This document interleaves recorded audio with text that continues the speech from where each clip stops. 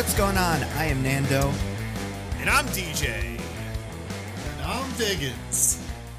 And this is Mostly Nitpicking, a podcast where every week we pick apart a piece of pop culture by looking exclusively at the details. Woohoo! Woohoo! You know, it always screws me up the most when DJ sounds like he's winding up to do it and then doesn't. So I have to shift gears from thinking of my own bit to just doing normal. Diggins, I was doing a bit. I was like holding my fist out like I was shooting like a photon beam, and that was like, higher, further, faster. If we wanted to do that bit, then halfway through each of our saying our names, then another person should have said the second half of their name instead. Oh yeah, that would have been good. That's good. We're not that coordinated, unfortunately. But you know who is? Kind of is the Marvels. Sometimes. This week's movie of the week. Not like a movie of the week like on TV, but the movie we're doing this week on podcast. Yeah, very excited for that. Who wouldn't be? We got to talk. Well, some people. We got to talk about the Marvels this week. But you guys, before that, we have so much news. Are you excited for all the news? I love. Last week we were a little light on the news, and now this week, we're like caught up. We're doing the Marvels, and there's so much news. I'm like a kid in a candy store who has money to buy candy. Yeah. Like little piggies, or perhaps like part of this week's news. That's right. We will talk about it.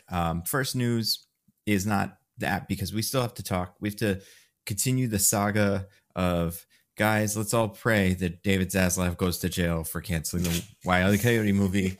Because first of all, it's not canceled. They're maybe shopping it around, which would be great.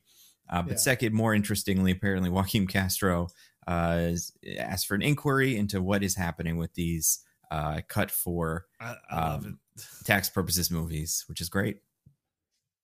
So he's our hero.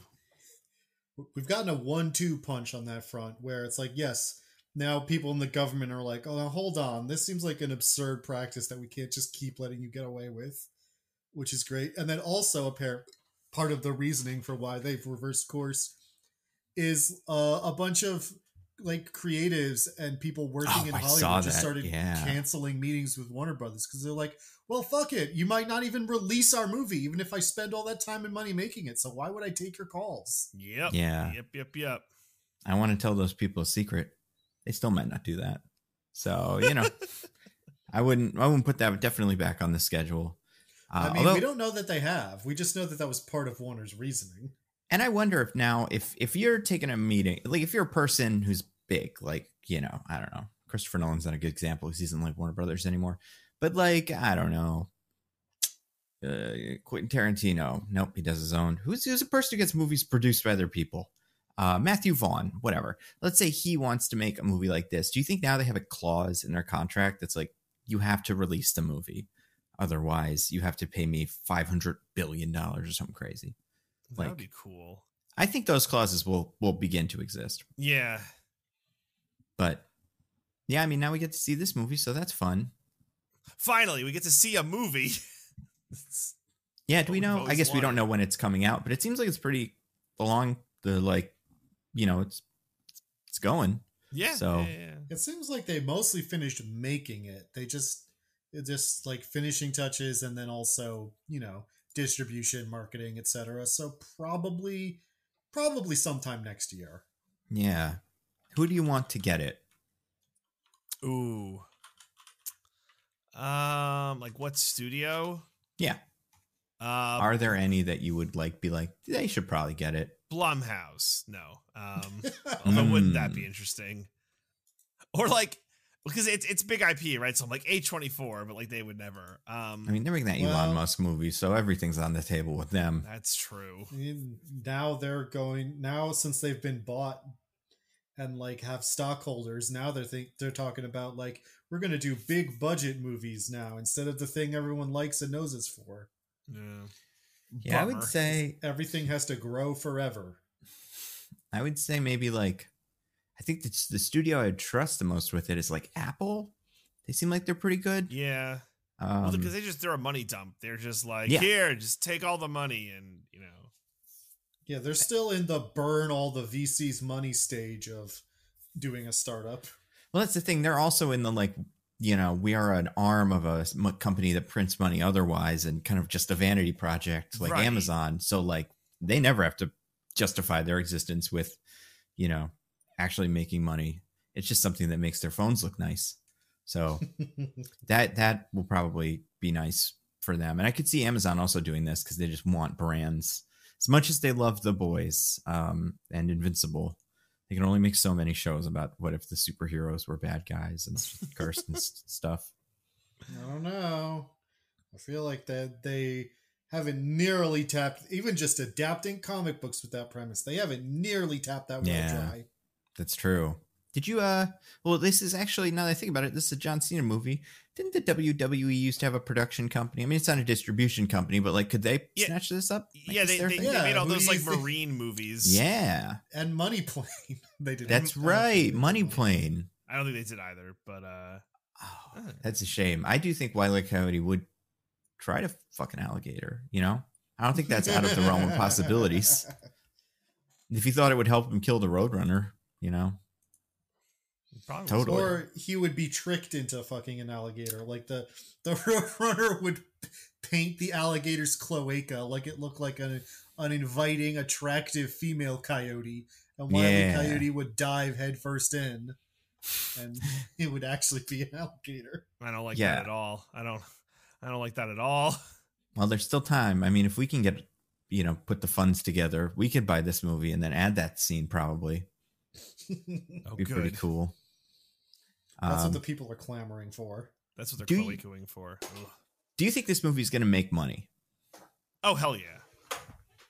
Because, like, it's the fun, like, people are going to want to prove Warner Brothers wrong by having it do insane at the box office and be like, see, you could have had this.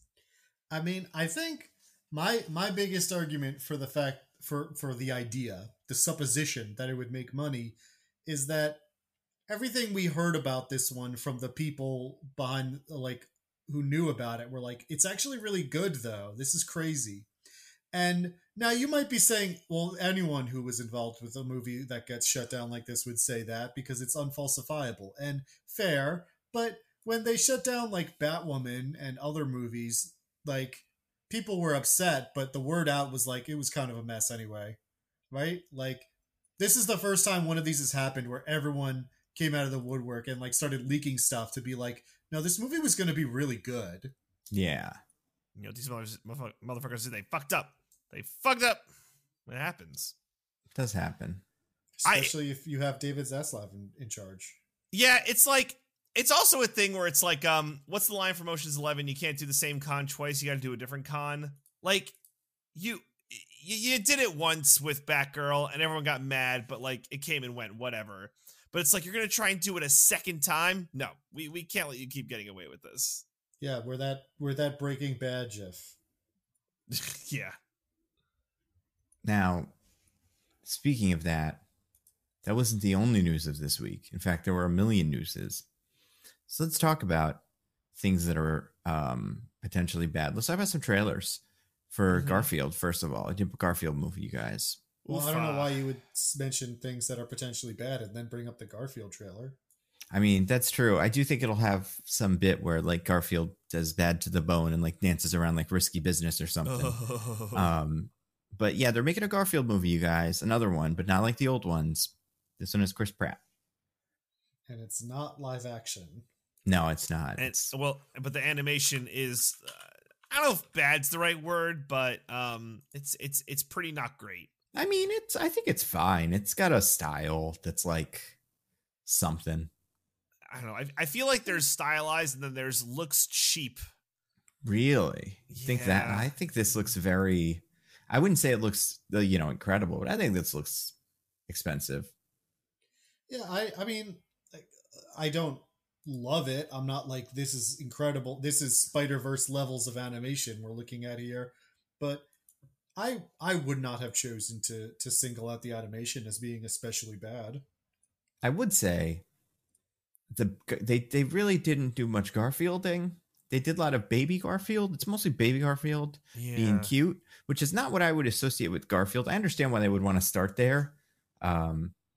Especially if you're apparently doing... The first person I think of when you tell me someone is going to play a Chris Pratt character's dad, I'm like, well, of Yeah. course you would call Samuel L. Jackson.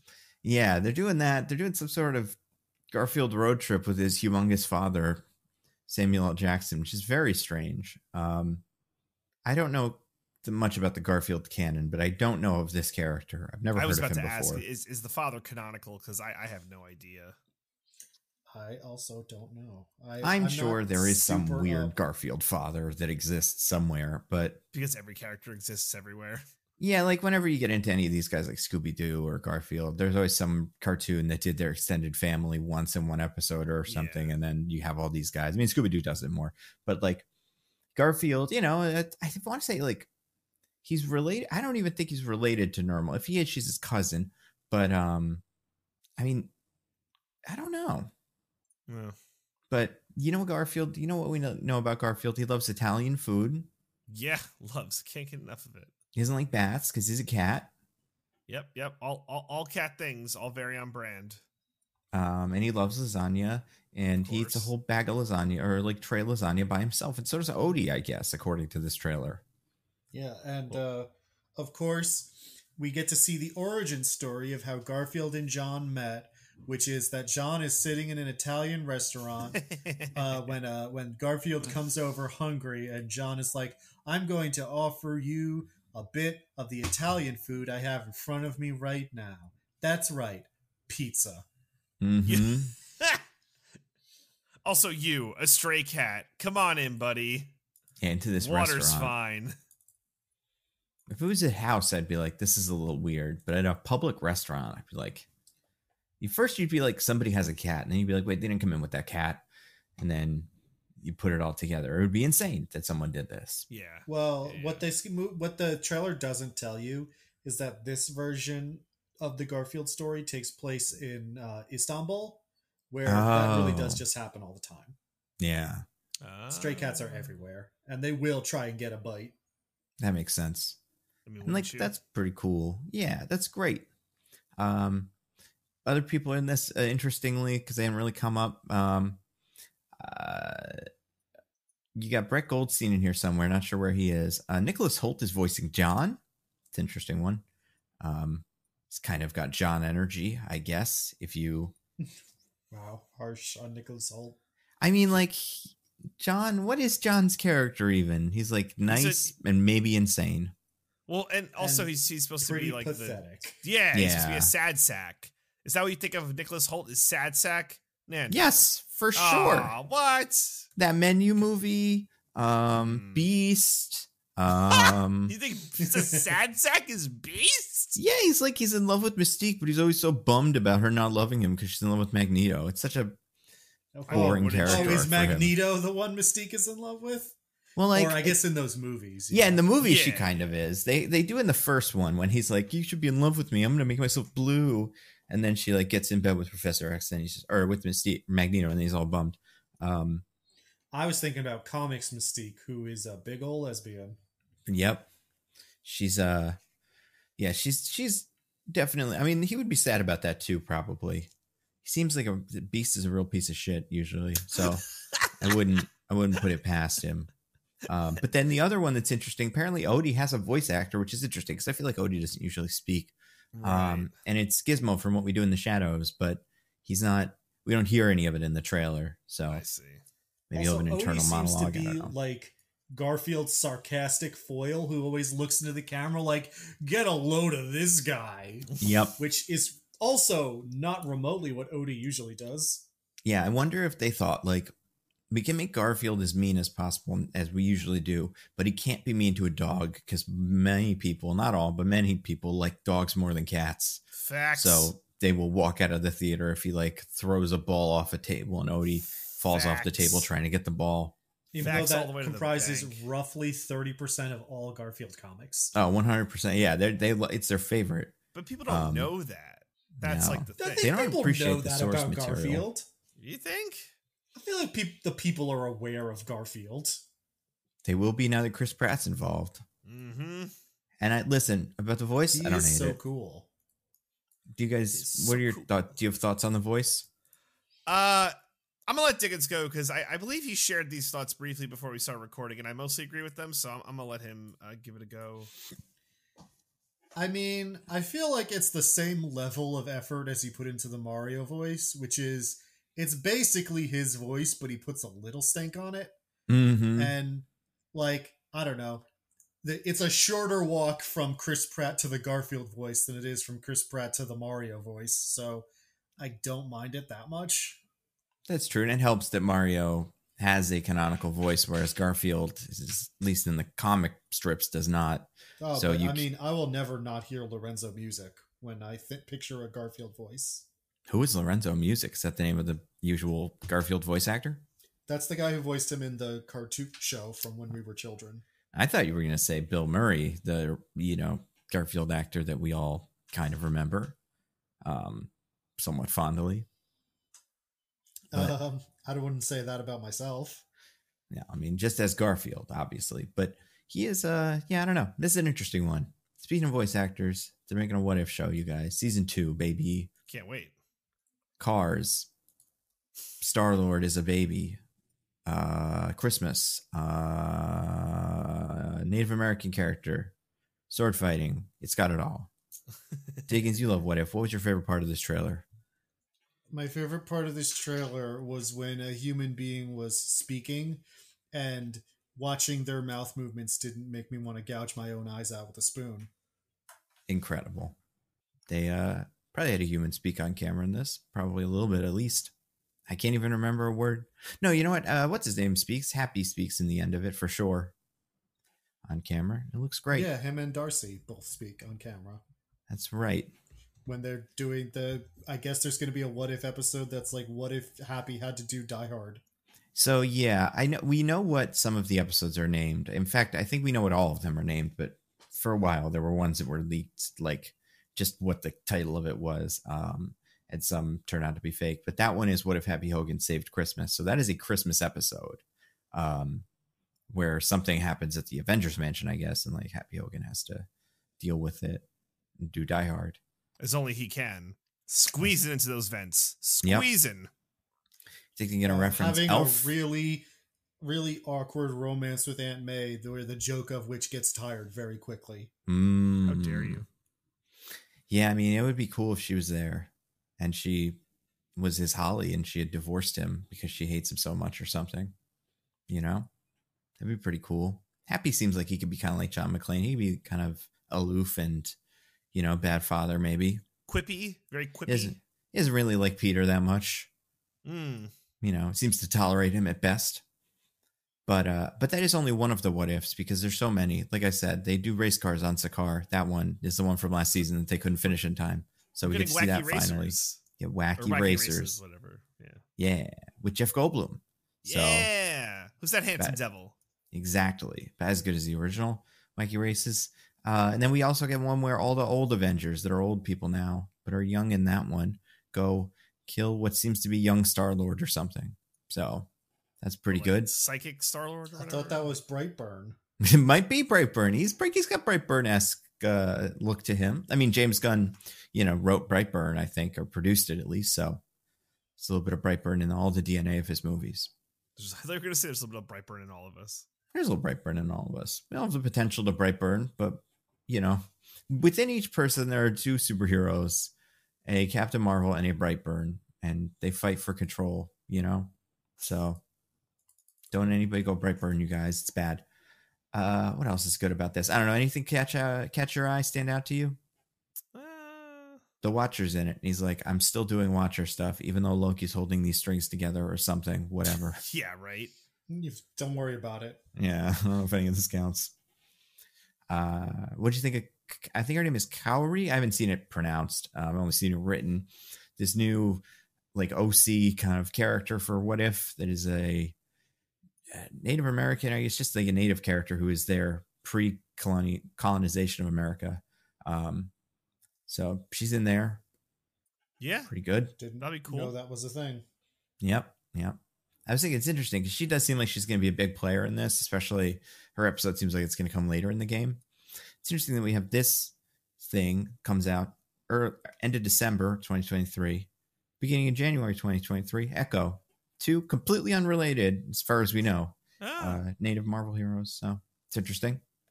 Also, Echo that's gonna be their first, like, I forget what they're calling it, but like Marvel, but serious. No, I mean, realistically, it's Marvel, but don't get mad because you don't have to watch any other Marvel stuff. It's the Marvel, but this doesn't count for the movies, and this is good. I honestly think they should come up with that.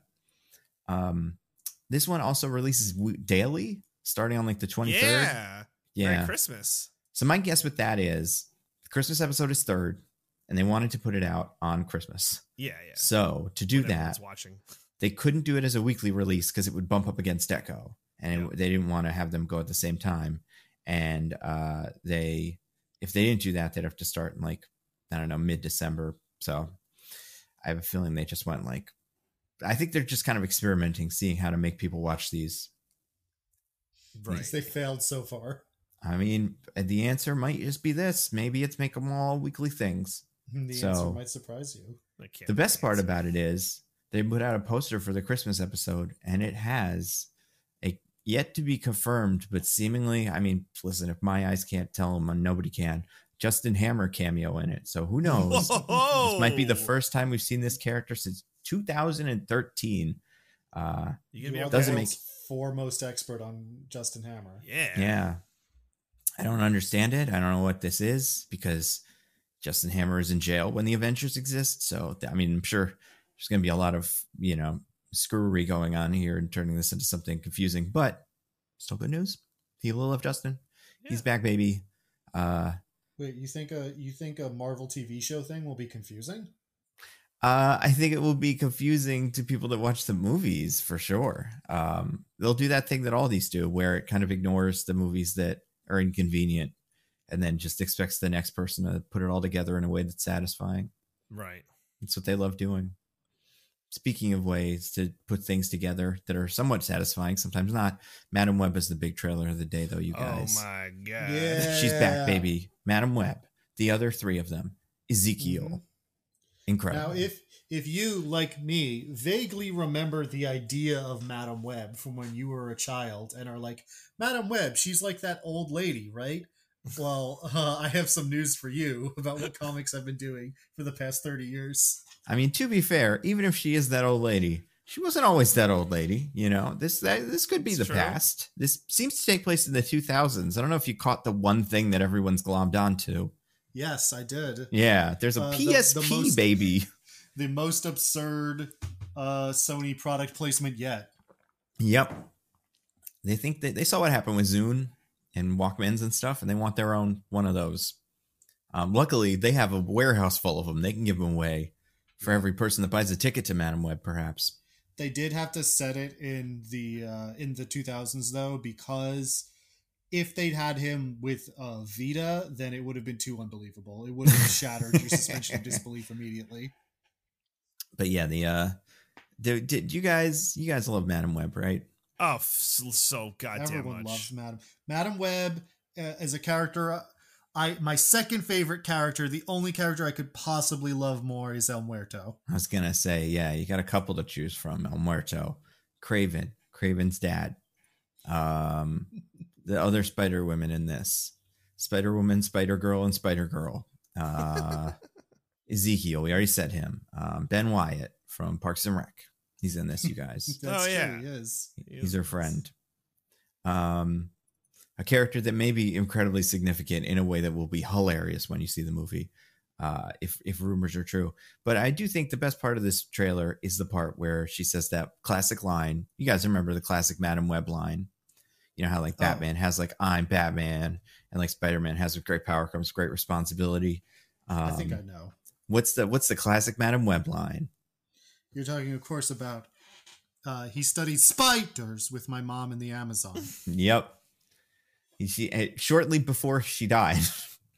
So this is yeah, man, that's right up there with like one of the best lines. Like what's the one I was gonna say? Like that. It's right up there with, I don't know how I got here. It probably has something to do with Spider-Man. And this universe is just turning him out, man. Remember when Morbius? Is this the same Amazon where Morbius cut his hand so he could get Morbius Yeah, powers? probably. Right? They were like across the canyon from each other, like, "Hey, what are you doing?" It's like, working on bats. Yeah. Oh, no, Morbius wasn't in the Amazon. He was in Central America. Oh, okay. Okay. That's true. They might have seen each other in the airport, though. Probably. Yeah, makes sense. Imagine on the way back, it would have been like, "Oh, you look different." Yeah, I mean, if anything, they have that wouldn't make sense because I guess time-wise, he does his thing in the present day. Although maybe he's gone there before. Maybe he goes to check on his bats every couple of days. Yeah. But yeah, this movie, man, it exists. It's got a Spider-Man in it that looks like he's from some sort of fan film or something about Spider-Man. Very exciting. Yeah, right. Don't know what his deal is. I watched the thing with Michelle and she's like, "Is that Spider-Man?" I'm like, "No, this is not Spider-Man. This is some other fucking bullshit. I'm Man Spider something." I mean, Man Spider does exist. Yeah. Oh, that's true. Well, I mean, it's weird because this Something. character is Ezekiel Sims, but he's not. Or Right. like Ezekiel is just a guy who has spider powers, but like he doesn't wear a Spider-Man suit, so it doesn't quite click. Like I don't know what they're doing with that. But who cares? I don't know. Oh god, it's gonna be a train wreck. I gotta tell you, I'm excited. So right, our girl Anastasia Steele's back. She's back, baby. She is. Yep. I appreciate that she still has the same stupid hair from 50 Shades movies. Wow. Didn't change it one bit. You want a mohawk this time? I mean, I'm gonna just change it something every different from time the an actor bangs. gets a new movie. You get a new hairstyle. I mean, you just got to admit, like the bangs are done. I mean, no more bangs. Again, to be fair, this movie takes place in the early 2000s or I know, early to yeah. late 2000s. So That that's was- probably what she looked like then. That was the heyday of bangs. Yeah. No, I still Now she'd have it. those sidewaysy bangs that are kind of like, up too high. It's very popular these days. Yeah, and if it had taken place about 5 years ago, she'd have an undercut. Mm-hmm. She's pretty cool. Yeah, I don't know. This movie's going to be great. There's 3 Spider-Man movies coming out next year, I think. And not a single Spider-Man in any of them. Nope. Got this, Venom, and Carnage. Or not Carnage. Jesus, not Carnage. Kraven. Wait, we have a new Venom movie? So they're filming Venom 3 very soon. It's unclear if it's going to come out next year or the year after, but it might come out next year. Ay. I know, right? I don't even know what's left for Venom to do besides going out with Spider-Man, but he can't do that, so we'll have to figure something else out. But you guys, the big news of the day is they're also casting Mr. Fantastic and stuff. It's not really a whole lot here. We know it might be, God damn it. Okay, so there was a story that just broke that Javier Bardem might be Galactus. I think that sounds good. Okay. Well, that makes a lot of sense with the person that they've supposedly cast for Reed, for reasons I will explain once you've said it. And then Pedro Pascal is apparently going to play Mr. Fantastic, aka Reed Richards, in this movie. Very exciting. Mm-hmm. Which young child will Mr. Fantastic be ferrying across some kind of wasteland to get to their final destination? I mean, he's 2 young children. No, there's going to be a baby Galactus, which is why they've cast someone as Galactus. I see. Little Galen. Yeah, that would make sense. And Javier Bardem, he's very tall, Yeah. much like Galactus. So good casting. This is Maybe. the height differential down. I do think you could cast like nobody to play Galactus. It could be no people. He doesn't need to speak. Right. That's what Silver Surfer's for. Like, Yeah. Galactus could just be a big CGI face. Or I mean, it would have to be more than CGI that, cloud. but you want a face that it never needs to do anything. Nando, you're edging dangerously into Rise of the Silver Surfer territory. Yeah. I It's know. just a cloud. Galactus is weird too, because like he doesn't look like he doesn't look like anything Mhm. besides like what the people looking at him look like. So like, if a dog looks at Galactus, hypothetically, it would have a dog face. Right. Like if Skrulls look at Galactus, looks like a Skrull. So So he doesn't look like a big dumb purple man. not necessarily. But he could. He could. But yeah, Javier Bardem, interesting pick for that. Like I said, I don't think it's completely necessary, but hey, he's cool, I guess. But yeah, Pedro Pascal, he's important, isn't he, you guys? He's the hottest shit there's ever been. Mm-hmm.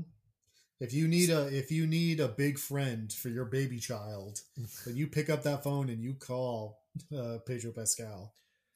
So I have a question for Nando, because you live and breathe off of fan casting, right? That's like Yep. a lot of your videos. So we have allegedly a Mr. Fantastic and Pedro Pascal. So now, what is the logical leap for like a Sue Storm to play against him? Because I feel like you can't go like too young, or else then it's like foolish boy. Well, I'm just saying. Like, so this is tricky. I guess they in the comics they have changed the ages of Reed and Sue to make Reed about 10 years older than Sue. So this has been a thing for a little while. We pretty much know who the rest of these guys are. Everybody but Reed has been as close to confirmed as these things get. Vanessa Kirby is apparently Sue. And again, it's not fully confirmed, although probably by the time this podcast comes out, it will be. So, the Crown, the White Widow or whatever from the Mission Impossible movies, all that stuff. What else is she from? Hobbs and Shaw. She was in Hobbs and Shaw. Yeah, Helena Shaw, I believe. Yeah. So you got her. Johnny is played by Joseph Quinn, who is Eddie Munson on Stranger Things. Right. Yep. And I would assume other things, but that's all I know him from. And then Evan Moss-Baric, cousin from The Bear, is most likely the Thing, which I think that would be terrific. Because he just sounds like the Thing. I mean, you get someone who sounds like the Thing. He's you like, gotta hey, I'm thinking over here. Pretty much. Have you guys watched The Bear? No, I've heard so much about it, though. I guess you've seen him on Andor. You watch Andor? You guys like the Andor, right? Who is he on Andor? He's the guy who's part of the Aldani heist who tries to fuck him over. Oh. Okay. Yeah. He's that guy. I mean, he was also in like the Punisher show, and I believe he was on Girls. But he's just like, he is a very like kind of, I mean, he's from Massachusetts, but he plays like kind of really down to earth New York, Chicago guys. I could see him saying it's clobbering time to someone on The Boys. That feels right where this character is. And also he's Jewish, which is nice. Because for a while, the fan cast that seemed to be realistic were Seth Rogen and Jason Segel, and I was not having either of those. Yeah. It's clobbering time. Yeah. I do not care for it. But yeah, so we'll probably find out about that soon, which makes sense because, actor strike is over. Obviously, they didn't want to step on Madam Web's thunder today, so they're probably going to wait a day or two. And then, yeah, I mean, well, it's not so much that they didn't want to steal her thunder; it's that they knew that the Madam Web trailer would hit the internet like a thunderclap. That's right. Would be all anyone would be talking about for probably at least the next week. Exactly. And to be fair, like, maybe they want to have maybe want some news, in a day or two to cover up some other news, some somewhat disappointing news of late, that they may want to have some big, exciting future is exciting news. Who knows? Oh, well, I mean, speaking of that, let's talk about this week's movie, The Marvels. You guys, they made The Marvels movie. Finally, they made. Everybody complains about Marvel movies, so they just went, we're just gonna call it some Marvel movie. Confuse everyone. Everyone's like grandma is gonna know what this one's called. They're gonna be right about one of them. But oh my God, you're right. Finally, what are you going to see? The Marvels? Yeah. Well, I don't know what I did there. Yeah, the Marvels. Everyone loves the Marvels. It's you. By context, we're trying to do somebody's grandma, but instead, it sounded like a little newsboy from the 20s was telling me to go see the Marvels. Yeah, that or like like Ethel Wahlberg or something, the matron of the Wahlberg house. And I mean, I think she might enjoy the Marvels. Who knows? It's got a little something for everybody. But it's came out this week, directed by Nia DaCosta, starring all the Marvels, you guys. All of them. I mean, all of them so far, except for I guess Marvel, she wasn't in it, but the rest of them were. And it's it's making some money and get some scores. But DJ or no, Diggins, who's the IMDb winner? Him. It was right? Diggins. Yeah. All right, Diggins. Yeah, it is me. You ready for this? I wasn't, but it's fine. So you better get some trivia, son. It's fine because we have to explain what the game is first for anybody who has never listened before. That's true. We play a little game here called IMDb, B as in spelling bee, in which my two esteemed co-hosts here will have to try to guess what the summary for this movie is on imdb.com. Now you might be asking yourself, where does IMDb get the summary for its movies? Well, I'll tell you. You see, there is a secret recipe of 11 herbs and spices that imdb.com keeps locked up in its vault. And they have there's always one world-renowned chef who is kept on retainer by IMDb. They switch it up sometimes. It's not always the same person. I think it was Bobby Flay last year, but I'm not sure who it is this year. Okay. But yeah, so they take this secret blend of 11 herbs and spices, and they use it to create a cake, a sheet cake, upon which they then blindfold themselves and taking an icing pipette, they let the spirit move them in whatever direction it may take their hand, sort of like Ouija board-esque. If any spirits in the room are listening, they guide their hands and just spray that icing on the sheet cake however they feel like it. And when they are done and they remove the blindfold, then upon that sheet cake is written a summary of a movie, which is then the cake is then sent upstairs where it has to be eaten by the IMDb interns, because as you might expect, a cake made primarily out of herbs and spices does not taste very good. That makes sense. Yeah. A savory cake is an interesting, because pies sometimes will be savory versus sweet, but I've never heard of a savory cake.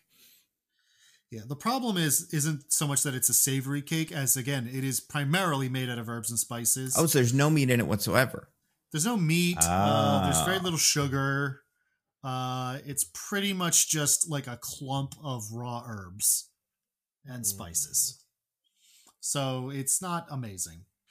But the interns jot down the icing written atop it before they are forced to consume this cake. And then that summary is placed on imdb.com. Now, I have the icing written atop this herbs and spices sheet cake here before me. And it is fine. It's fine. It's fine? Okay. It's a shorter one. And it's as far as these things go, honestly, I read this and I'm like, yeah, that's what happens in this movie. Okay. Now, I believe, if I'm not mistaken, Nando, you were last week's loser? Yes, I was. That's right. Because you had to summarize Loki season 2. Yeah, I forgot about that. Yeah. So you get to decide who goes first, yourself or DJ. A DJ can go first. Of course. Okay. Let's see.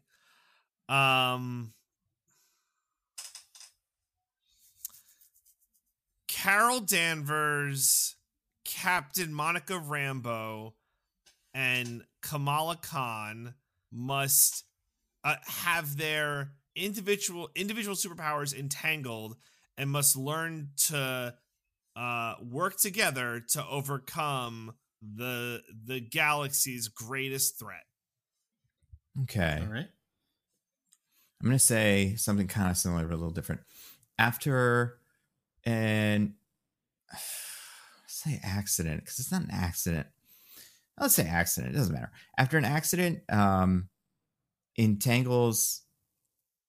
Damn, would they use entangles in the IMDb summary?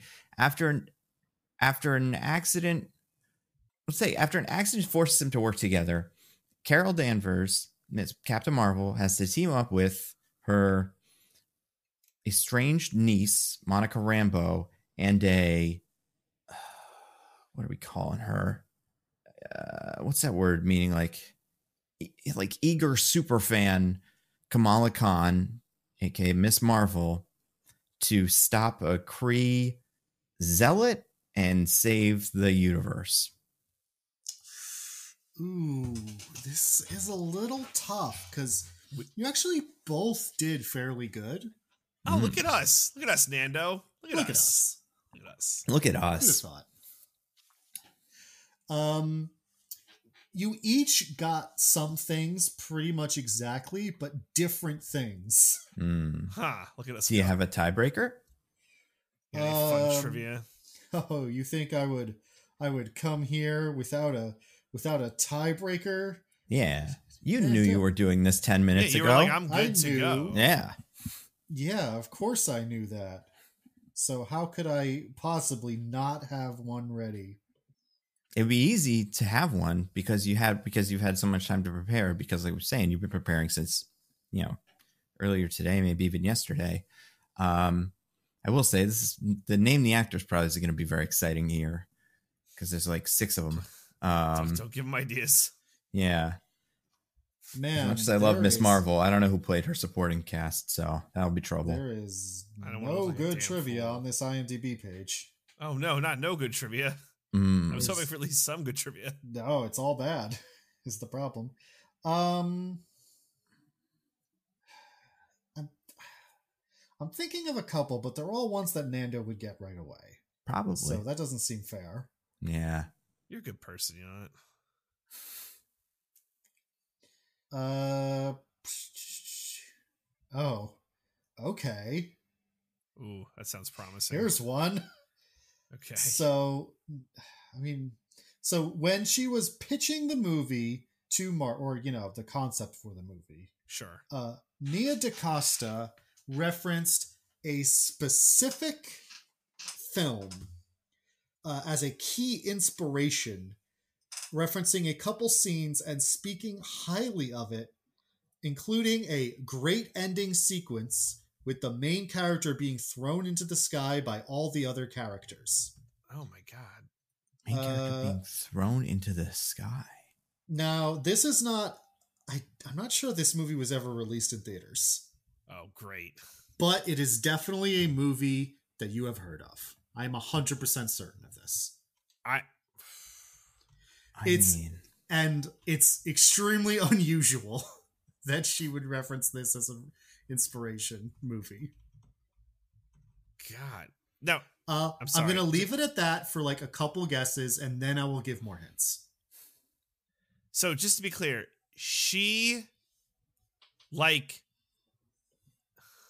this movie was like an inspiration for her? An inspiration for her pitch for this movie is as far as I'm willing to go. Does Nando go first? I'll Nando go. Choose. Sure, I'll go. So I kind of know how this movie ends. I mean, maybe they throw him into the sun or something. I'm going to guess, is it the Roger Corman Fantastic Four movie? Nope. This isn't a movie that was released in theaters, but we both know it. I don't think it was. But you have... I guarantee you have heard of it. My gosh. I'm going to go with The Room. Nope. Okay. DJ, would you say The Room ends with the main character being thrown into the sky by all the other characters? I think it's kind of subjective in how you look at it, I guess if you consider that he's been driven to suicide, that when he shoots himself, he is thrown into the sky, metaphorically, by all the other characters. I'm not here to judge, all right? Let me be very clear about that. That's fair. But anyway, I think it's Nando's turn. Can you give us give you one more guess, and then I'll give more hints. I could barely come up with a guess. Give us like a time frame or something. Yeah, or like there. I'll give you a year. I'll give you a specific year. Okay. Oh, okay. As soon as I look up what it is. I'll give you that years as soon as I get it. I'm trying to think of other things. 2005. It's an animated movie from 2005. Oh, it's animated? Okay. It is animated. Animated. Wow. And it didn't come out. Man. I mean, okay, one more guess each, and then I'll give more hints. Okay, is it like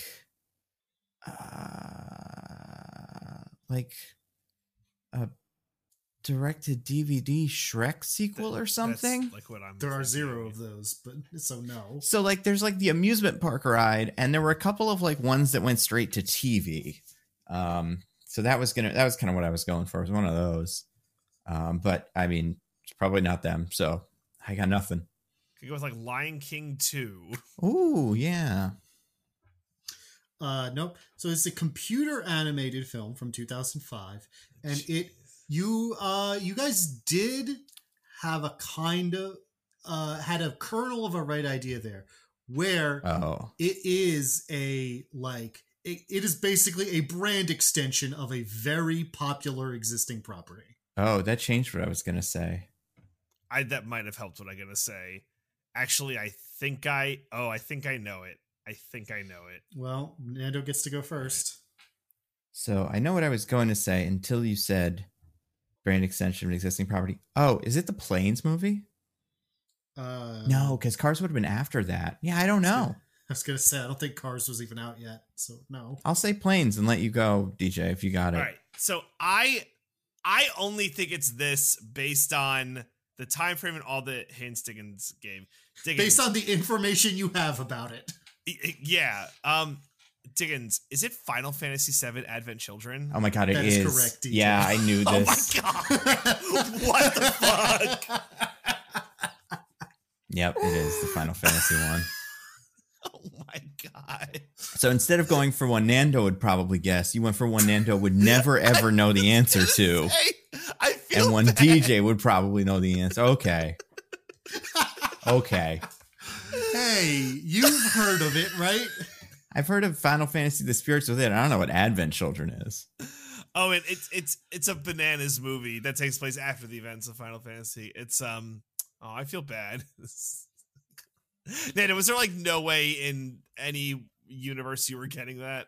I definitely would never have guessed that. I just don't know. I'm sure I've heard that name before, but I don't know what that is. Okay. So definitely would not have guessed that. I could see maybe guessing whatchamacallit. Like the other Final Fantasy movie, although I do know that was in theaters. I didn't see it in theaters, but yeah. Well, I think Diggins made a great ruling, and he's cool, and he's super handsome, and I think we all agree that we love him so much, right? Like we all emphatically agree that we love Diggins. Look, there's really very little good trivia about this movie, is the thing. Wait, so Diggins, if you had to have picked someone to get it based off the summary, like who would you have picked? I probably would have gone with DJ. Yeah, there we go. If I had to pick. Let me read the actual summary here. Yeah, let's see what we're working with. Carol Danvers gets her powers entangled with those of Kamala Khan and Monica Rambeau, forcing them to work together to save the universe. Now, Nando, you had, not together in one part, but you had forcing them to work together and to save the universe, which was pretty big. But DJ said their names without titles or otherwise clarifying who they were. DJ had their powers being entangled.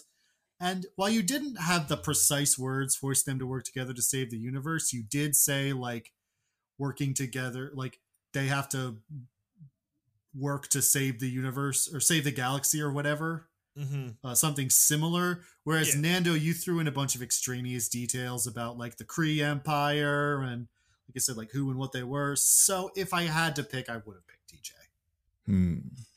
I think that's cool. Very interesting.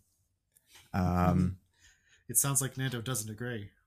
I do not agree, but it's fine because I don't know. Final Fantasy's bad. That's what everyone says, and I'm happy that I've never experienced any of it. I never even played the Disney one, so that's as unFinal Fantasy as I am. I'm pure of heart, but man, I gotta summarize You're so this movie. pure of heart, you never played Kingdom Hearts? Never. God, no. I didn't have a PlayStation when I was a kid. So I couldn't play it when I was a kid. And I think that movie or that whole series does not work if you do not have a like built-in affinity for it. And sometimes not even then. Yeah, and sometimes not even then. But you guys, all right, here's summary for Marvels. You got so I don't know how this movie starts. It must start with the Kree. It might start with that little animation, but I think that's later in the movie. So it probably starts with the Kree homeworld is dying because of something Carol did. No. It doesn't actually start there. It does start with the Kree. It doesn't start with that. It starts with Villain Lady busting open a statue and finding the other bangle. Oh, sure. Yeah. Diggins just saw this, so he's got a huge advantage. I just saw this like 3 hours ago. Yeah. So then what's her name? Dar-Ben, the new Kree, whatever. It's unclear. Because it used to be you would be like an accuser, and she has the cosmic weapon, but it's not clear that that's Ronan's cosmic weapon. The universal weapon? Or the universal weapon, excuse me. I guess in the movie, Kamala almost calls it the cosmic weapon or cosmic rod, which I believe... says she likes the name cosmic rod better. I believe that's what Annihilus's usual weapon is called. Yeah, or sorry. So Cosmic Staff is the name of Stargirl's weapon. Sure. But then there's also like, what is Annihilus's? Annihilus has a weapon that's also kind of like this. Cosmic Control Rod. Yeah. Okay. Anyway. Yeah. So anyway, yeah, she's got to break open this thing because it's got the thing in it. And so Dar-Ben is the leader of, or some sort of Kree something. And she breaks open a statue that has a bangle in it, or, I mean, it's like a bangle. It's like a, it's a space thing. So it's from space, but if fans of the movie will recognize it as Miss Marvel, Kamala Khan's bangle, which she got from her ancestors, kind of maybe, who found it on an alien that was buried in some weird place or something. So it kind of makes sense. It's some sort of weapon that she was going to use to bring life back to her planet or something. And she does that by smacking it with the big hammer, and that opens up one of the jump points, which we've seen in a couple of these, which are hexagons surrounding all of space. They're wormholes built by the Kree that aid in interstellar travel. So I don't know how much of that she does here, but she probably, like, the scene ends with her probably smashing the thing against the other thing. So she has to go get the other bangle. We don't where that is. It's at Miss Marvel in Jersey City. So she's like, doodling, making a little cartoon of her and Captain Marvel hanging out and stuff. And they fight a big monster or whatever, and then Captain Marvel loves her. But then her bangle goes all purple, starts glowing, and she gets teleported away. And then Captain Marvel takes her place. And she's like, what the hell? That's the scene from the Miss Marvel show. Then I think we do a flashback to earlier that day, because the editing of this movie is a little weird, but they wanted to show, I guess, that first. So then you see Monica, who's doing space stuff with Fury, and then Carol, who's just kind of out and about, getting a call from Fury, who's like, hey, the jump portal thingy is weird. Can you investigate it? I assume you're out in space. She's like, yeah, I am, so I'll go check it out. And while that's happening, Monica is playing around with some space stuff out on their, spaceship thing, and on satellite. And then she's like, you know what? Let me go touch that. So she uses her little jet thingies to touch the thing, the big space. She's like negged into it by her fucking coworkers. Like, yeah, why don't you touch it, Miss Superhero? I'd be like, fuck you, bro. I'd be so mad. And even if you had superpowers like she does, they're not that good. Like, they're pretty good, but like, yeah, they're not like can survive the space thing tearing you to shreds, probably. So it doesn't even seem like something you'd touch on a good day. We'll probably get into it later, but the way she describes her own power is possibly the single worst way anyone in any of these movies has ever described their powers. Yeah, she can't say, I have all the Captain Marvel powers plus a couple of other ones. So she has to kind of make it seem like she's got other stuff. But yeah, we find out in this scene that she can basically she can phase. That's like what she's doing in here, where she'll like phase out of her spacesuit so she can get a better handle on stuff, which I guess you can do. I was under space to be quite cold. I assume her hand would freeze, but I guess we'll find out that she's kind of just pure energy at this point, so I guess it doesn't matter. But yeah, so she goes to the jump point. She's like, does her little spaceship thingy, and flies over. At the same time, Carol finds the Kree doing some stuff. She takes the cat with her to the planet, which I was like, if you guys killed the cat on this planet, I swear to God. And then I'm like, well, if she didn't get the cat killed on this planet, why is she taking the cat with her? But whatever. And then that's when they all get entangled and stuff. And what that means is the three Marvels, even though Monica never gets called Marvel, she was the second or third, I guess third Captain Marvel in the comics. Maybe second, actually. I can't remember because I don't think Carol was Captain Marvel for a while. She went straight to Miss Marvel. Anyway, it doesn't matter. Mm-hmm. But so then three Marvels, whenever they both use their like light powers at the same time, they switch places. I kind of assumed from the trailers it was more of like everyone just kind of cycles over one, but it's not. It's whichever two used powers switch. So it's able to, it works a little better. Everybody gets all switched. Kamala's now where Monica was. Monica's where Carol was, and Carol's where Kamala was. And then Carol just leaves. She talks to Kamala's nice family and leaves, and they're all like kind of confused. Kamala, I think, did she get taken back to Earth? I can't remember. Did she teleport again? No, she teleports back to Earth. It's hold on. No. Okay.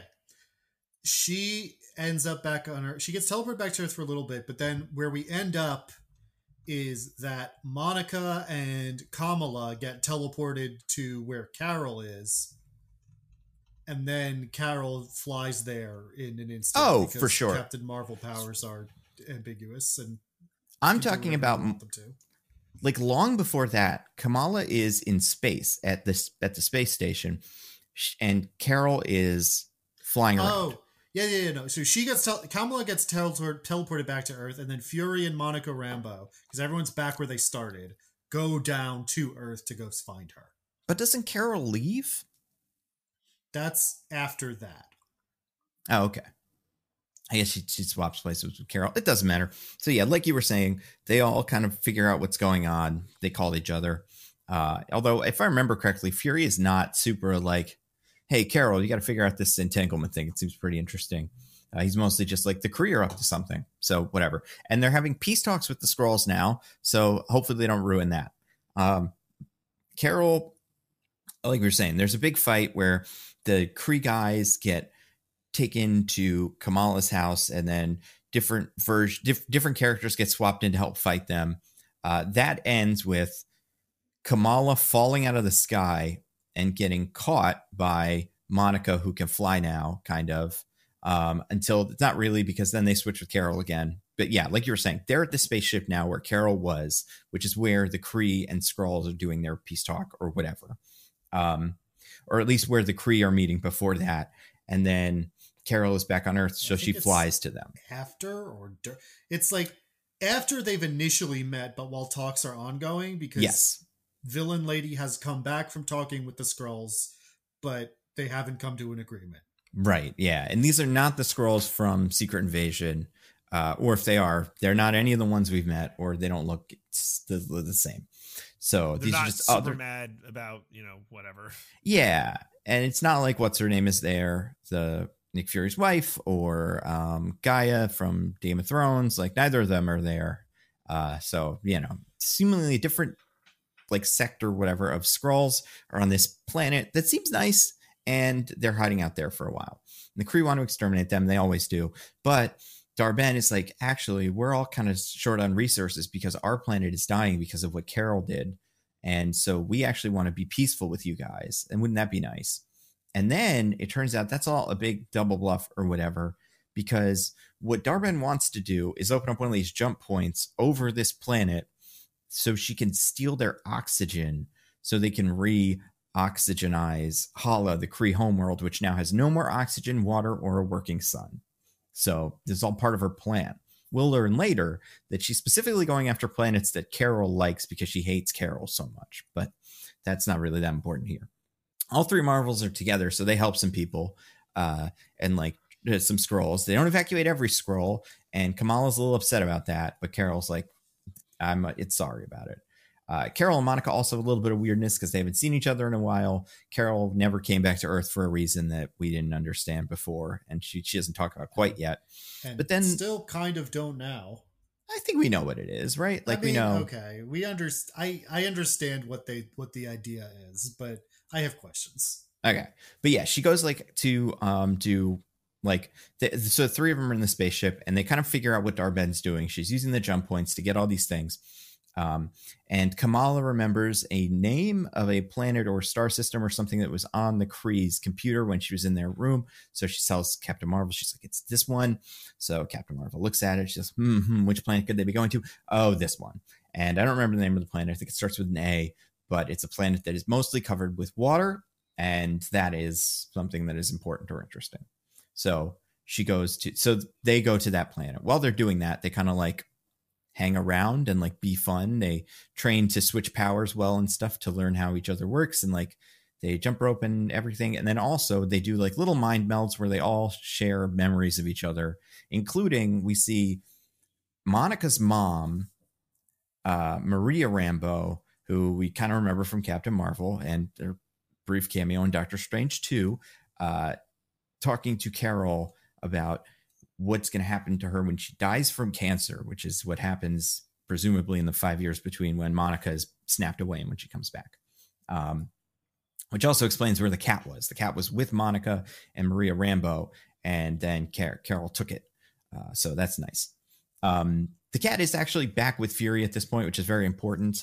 And also the Khan family goes to space because they're worried about the Kree and Kamala and stuff. So they're also hanging around at the space station. Just to clarify real quick, they share the memories because Kamala is the only one who saw the star chart, but she doesn't know how to read star charts. Right, yeah. That wasn't a bonding exercise. That was to find out where the Kree are going. Yeah, that sounds right.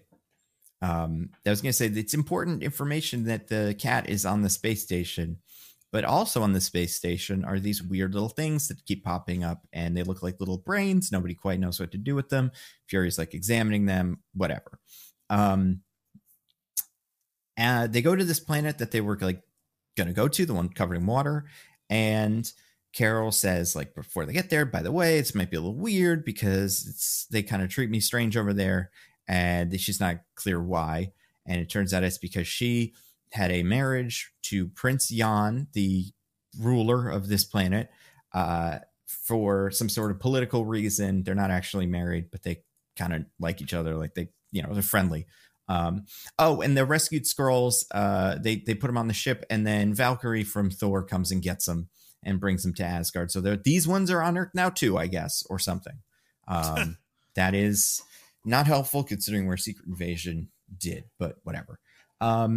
They go to this planet, water planet, and it's a musical planet. Everybody speaks in song, which means they do a little dance number. Carol has like a princess outfit she puts on, and then they meet Prince Yan, who is played by Park Seo-joon, and they are able to speak because he can speak regular, not singing.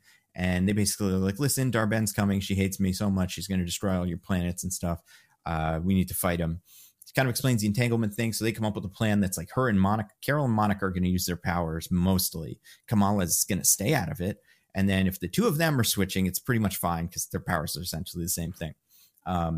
They all get new superhero suits so that they can sell more action figures. Kamala's has a whip that is some sort of prehensile like thing. It is... I think Prince Yan calls it a scarf. Oh, right. It is a scarf. Yeah, that's true. But it also it can you can use it to whip things about, and like she uses that to fight. She doesn't know it's a weapon until Prince Yan tells her during the battle, and it seems to work just based on it's like the cape from Doctor Strange, basically, which is a cloak for everybody that's listening. I wanted to put that in the Discord, but they go and they do this fight, and it goes pretty well until it doesn't, because Kamala has to save some people, which means people end up getting switched and whatever. Darben, I guess, is able to steal a lot of their water.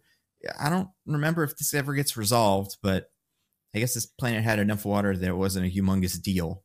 It gets 97% water at the end of the movie when they say we fixed all the planets, and you're like, what does that mean? And the answer is, don't worry about it. Yeah, I guess like with the scrolls on the air planet, we got all the scrolls off of that planet, and the ones that weren't off it died. But this planet, it's like we don't evacuate anybody from here. They fight, and then everybody leaves. But I would assume that big hexagon's still sucking all the water out of the planet. I don't know. It doesn't matter. Then they kind of figure out like, oh, Darben's after me. Where's she going to go? What else does she need? Oh, they need a son. And then she realizes, oh, if they go to Earth, they can get our son. And that'll be the ultimate like dig at me. So they decide to fight her and all be friends together and stuff. They figure out that they can use the bangles to stop the universe from ripping apart because the jump points are all really unstable now because what Darben's doing. This is probably maybe a little bit earlier is where we learn Carol's backstory, which is she went back to the Kree homeworld after the events of Captain Marvel 1 and destroyed their evil supercomputer king thing. And that started somehow a Kree civil war that destroyed the planet. So her destroying the supreme intelligence wasn't great. That it doesn't seem like that led to the destruction of the planet. It seems like the Kree did that on their own.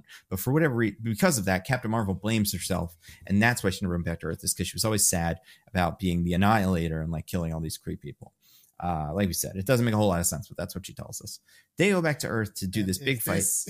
And if this is supposed to be the MCU's version of Annihilus, then I will shit. Oh, no way. I mean, no way. I mean, we'll see if he. I mean, there's plenty of people. I believe there is another character called the Annihilator, but that's a different guy. I'm gonna Google that because it's a. I mean, I guess it could be a title. Oh, the Annihilators. That's right. The Annihilators are a team. Made up of Silver Surfer, the Champion, or the Gladiator, Beta Ray Bill, Ronan the Accuser, and Adam Warlock. So they're part of the Annihilation Wave. But anyway, so they go to Earth, they fight Darben. It goes really well, like incredible, until Darben gets Kamala and takes the bangle from her. And then Darben goes and does some stuff. At the same time, Fury and them have to evacuate the space station because of all the weird stuff that's happening with the jump points and stuff. So that ends up being a problem because they can't evacuate because there aren't enough life pods. But then it turns out all those little brains were eggs, and the cat had babies, and then they have the baby cats eat everybody, put them all in one escape pod because they're small, and the baby cats are basically like little black holes or bags, holding bags and stuff. Like they have limitless amount of space they can use. And that's how they get everybody off the spaceship.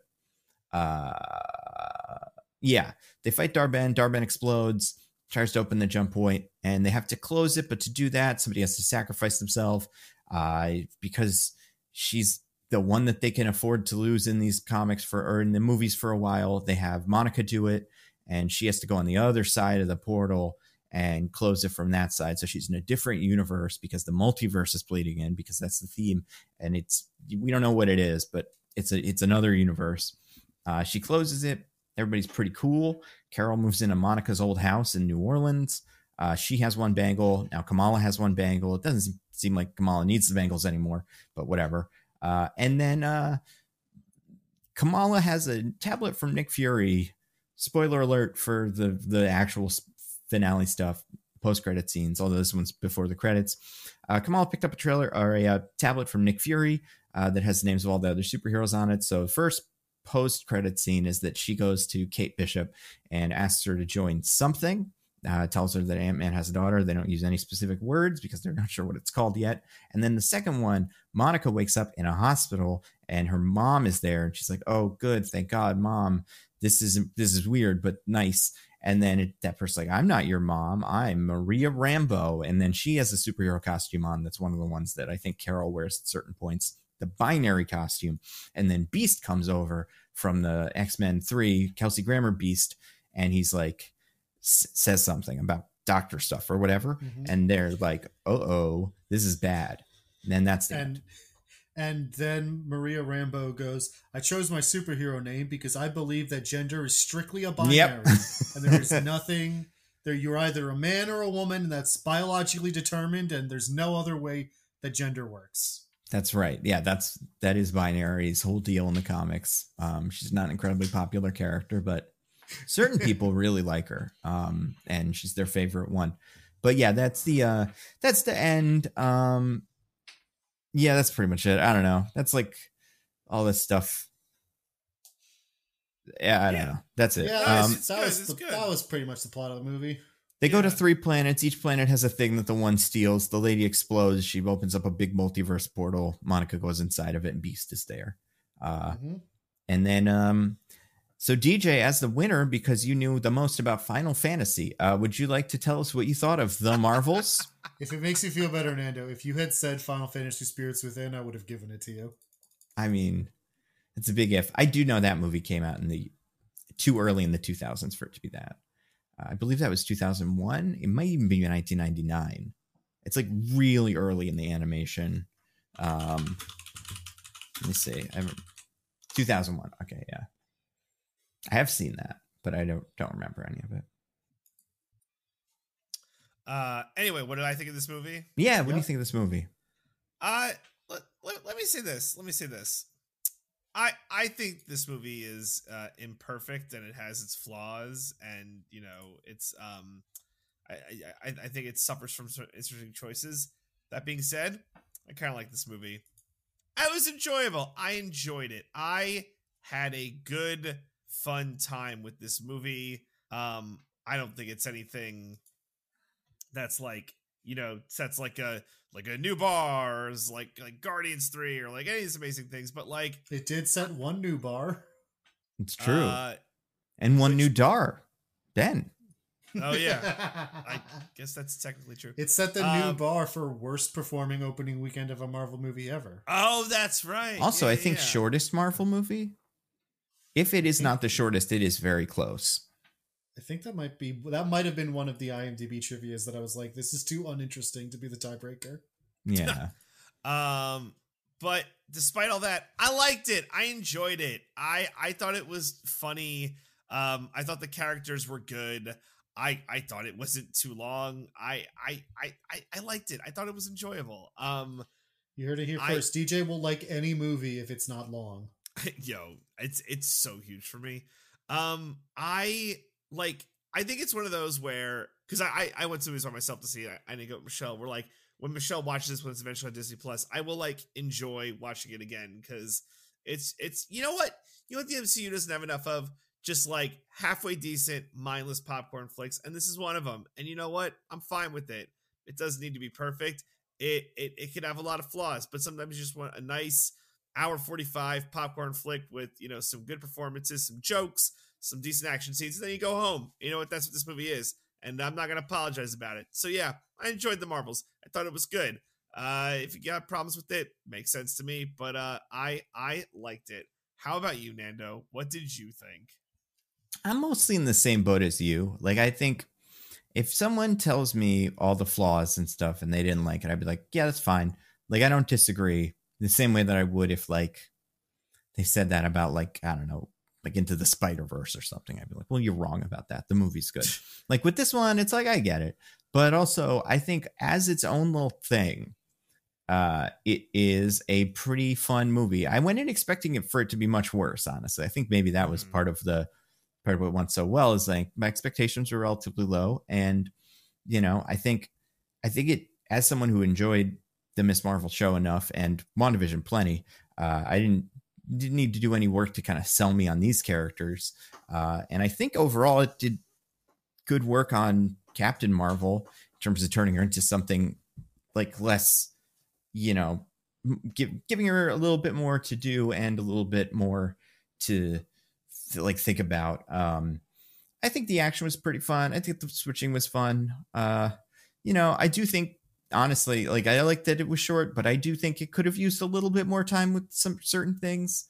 And there's probably some things you could have just skipped. But overall, I think this movie it's far from the worst Marvel movie. I know for a while it was their worst reviewed one, or like it was really, really low. It's swung back up to not rotten on Rotten Tomatoes, but like, I would say this movie is as good as like, I don't know, Thor 2 or something, if not better. Yeah. How dare you? Thor 2 is, I would say, used to be the low bar for these. I don't know what the low bar for movies now is. It used to be this, and then, or it used to be Thor 2. Could be this, could be Eternals, although I think Eternals is just good.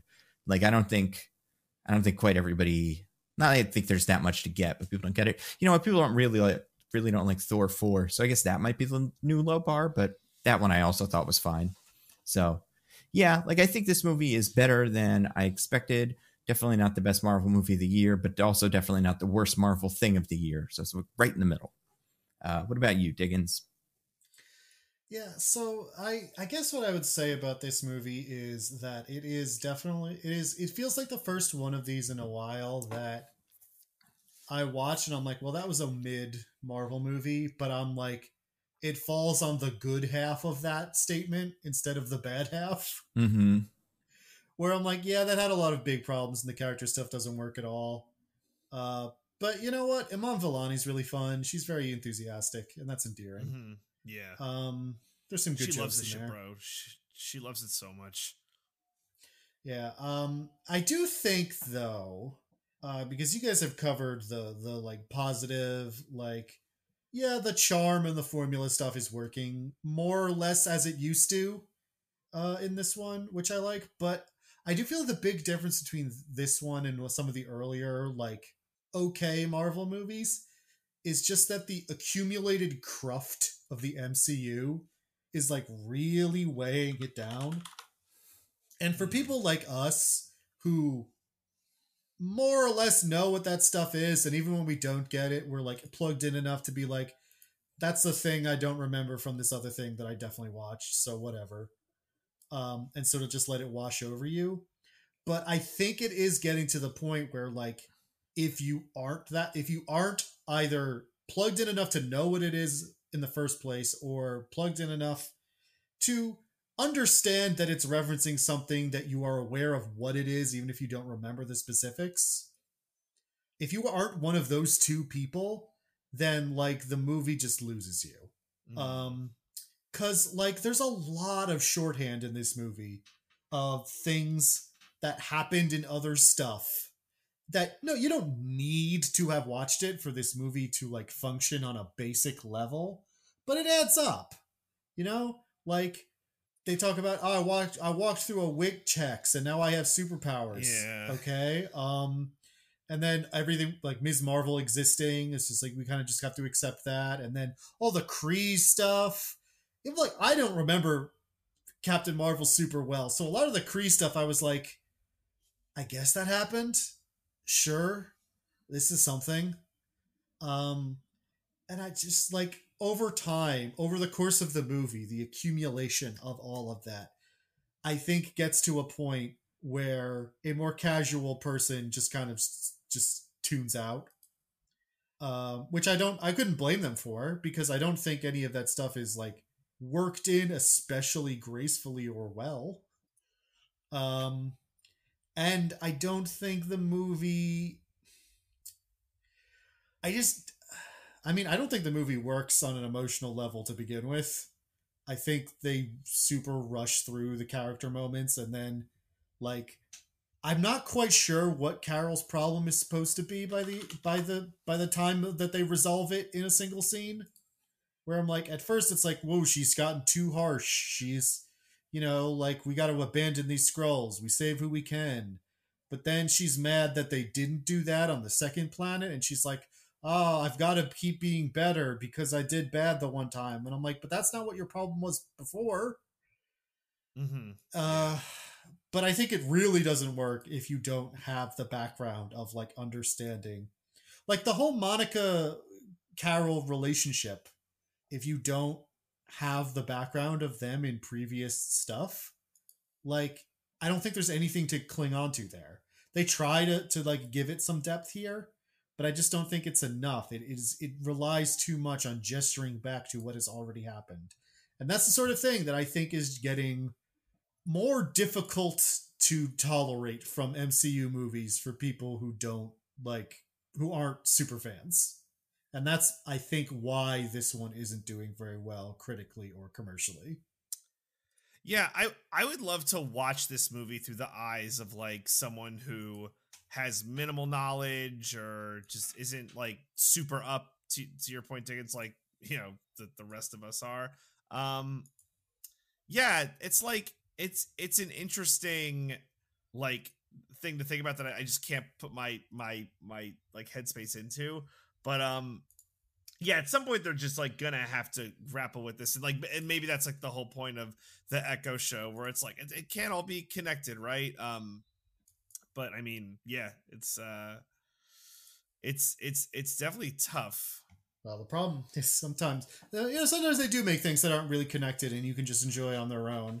And unfortunately, many times those things are not that good. So it doesn't help. Yeah. Yeah, it's tough with the whatchamacallit, the Echo thing, because it does feel like that is just a new like logo they added to put on top of this stuff so that people wouldn't feel like they need to watch it for movie stuff. But I do think if it's popular, Echo will certainly show up in, you know, Avengers or something. Like, so I think it's like, I think they've heard those complaints, like things are just saying, and part of what they're gonna do is from a messaging standpoint specifically is have them go like, this is, you don't need to watch the shows. Because I do think like most of what I think you were talking about in the movie, the stuff that shows, I don't think is like, I think some of that is done less well. Like, I think you could know everything about everything that mattered about Carol and Monica from Captain Marvel 1, besides how she got superpowers. But everything about their relationship, Carol not being there, mom getting cancer, like I think those things are set up in this movie like they would be set up in any other movie, where you might not immediately know exactly what's going on, but you know by the end they're going to tell you. With the Miss Marvel stuff, it's tricky because I do think the movie does the most work there to bring on people who aren't like super in on it, especially because like I think they know, I mean they definitely know which shows got watched the most, and I think that out of WandaVision and this, that was the one that had a lower viewership. But yeah, it's interesting too because like Bob Iger leaves Disney and goes like do all kinds of TV shows, and then he just leaves. And then he gives it all to Bob Chapek, and Bob Chapek makes a million TV shows, and then that fails. And then Bob Iger has to come back, and he's like, we got to get rid of some of these TV shows. And that does seem like the way Marvel's going to fix this is like by just making less shows or making the shows movies more or something like that. Because I think when these were movies, people expected to be able to watch all of them in a year without having to do very much extra work. Even though like when you get to the end of next year, if there's one movie and 3 shows, it's similar amount of time to like 4 movies. If episodes are like a half hour long, but you know, we'll see about that. Yeah, it's weird. Cause like, did everybody watch Miss Marvel? Yeah, I did. Yeah. Yeah. We did an episode about it. I couldn't remember. Yeah. Oh yeah, we did. So like, there you go. That's like, we all saw it. So none of us know what a person who didn't see it is like. Cause it's tough. Cause in another show, like in any other movie, we would know, like, it would be acceptable to introduce a new character like Miss Marvel. You know, if she doesn't exist and they put her in Captain Marvel 2, and they just go, this is Miss Marvel, she's new, that would be acceptable to an audience, right? Like, yeah. So it's tricky because like, it seems like what they're going to end up doing is just writing every single movie as if no one has seen any of the shows before and kind of like just redo it all. And I think that's the only option, because just the idea of shows turns so many people off, regardless of how much actual context is necessary to understanding the character. Which is, you know, it's tricky because like I like some of the shows, but like I wonder what happens next time we see Loki, if we ever see him again. Also, if I could give another like defense of this movie, so like one of the things that like my comments on Loki was like I didn't like that it just felt like another piece of content where we're just churning the content machine to get another thing out. And I would have preferred something that, you know, wasn't that was more creatively inclined, let's say. And at least in like defense of this movie, it did just seem like it was trying to tell a contained story. And sure, there was like the stingers and all the other stuff at the end, but that was like just like tacked on, right? But like this movie was the movie, and it's not just to tell the next like big thing. So, no. Yeah, it's weird too, because like this movie, I would say, if anything, this movie feels like a TV show, like an episode of a show. Like a bunch of stuff happens, right, but it doesn't necessarily have like it feels like something that bridges a couple of, you know, other plots that are currently going on, as opposed to something like even like Doctor Strange 2, which I think like feels like a movie where it has like a very clear beginning, middle, and end, and like, you know, like this is what this was about. Right.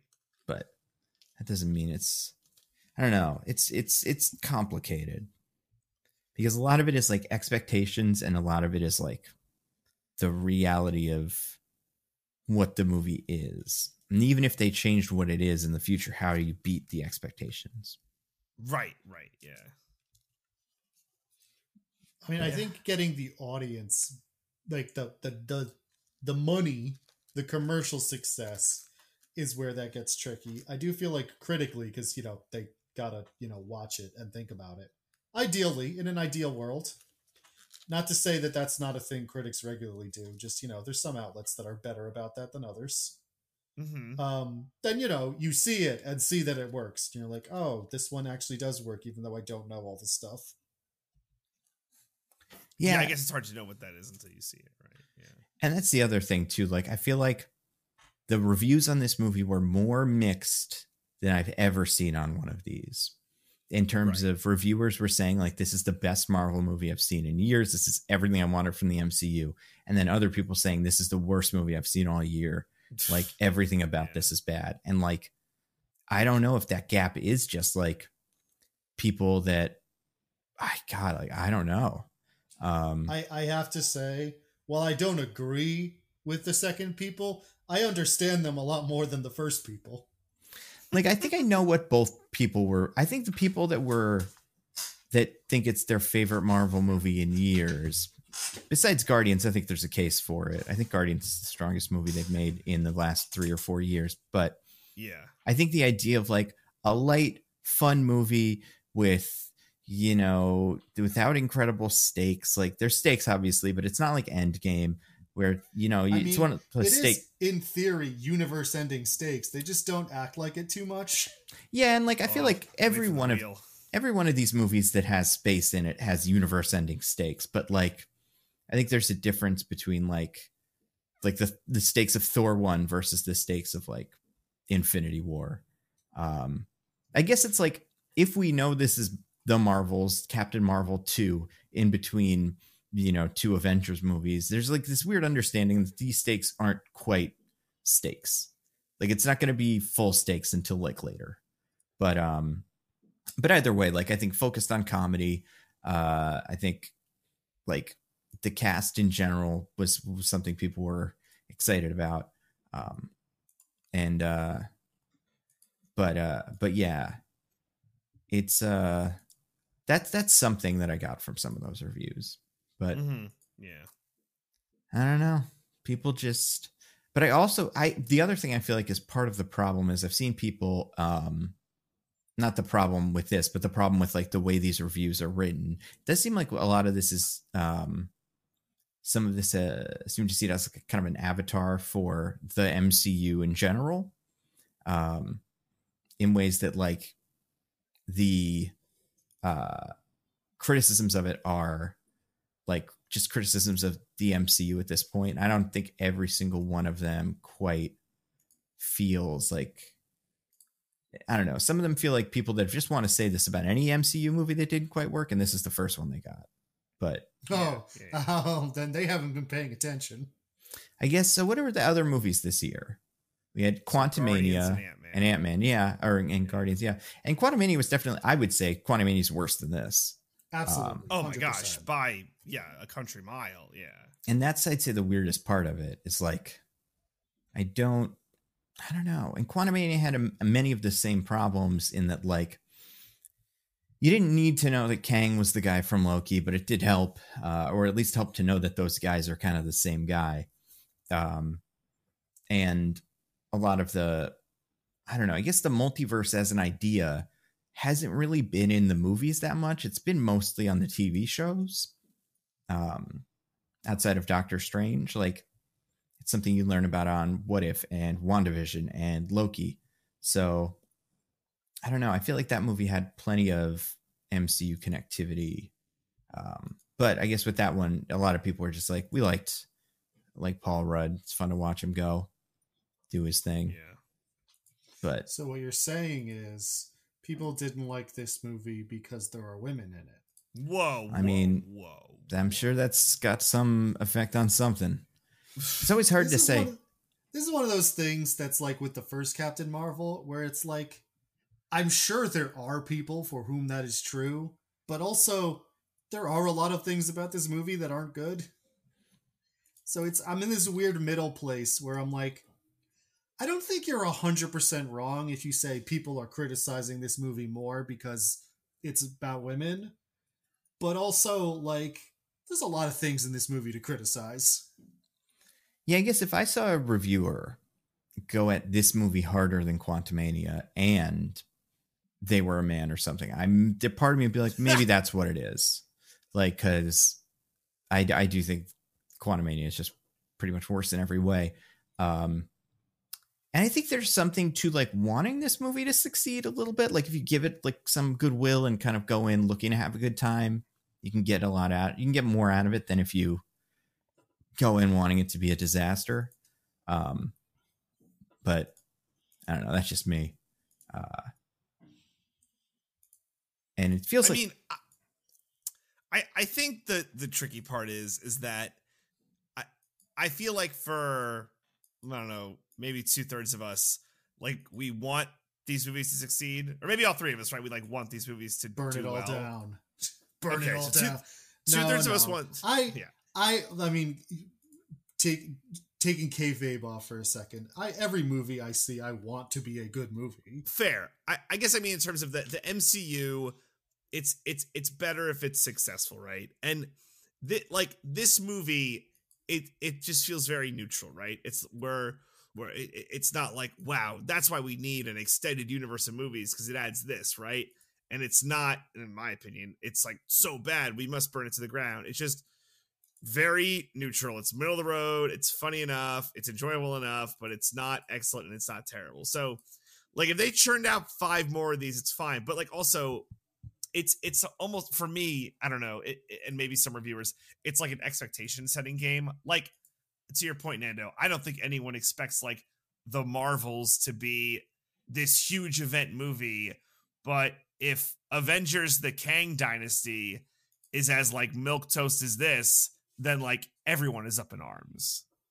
And it's problematic, right? And I do think the idea of, because forgetting about reviews for a second, like, just talking about, like, box office, I do think the idea of, like, expectations for a movie being an event are a humongous part of box office for any movie these days. Like, I think it seems like people don't just go to the movies anymore.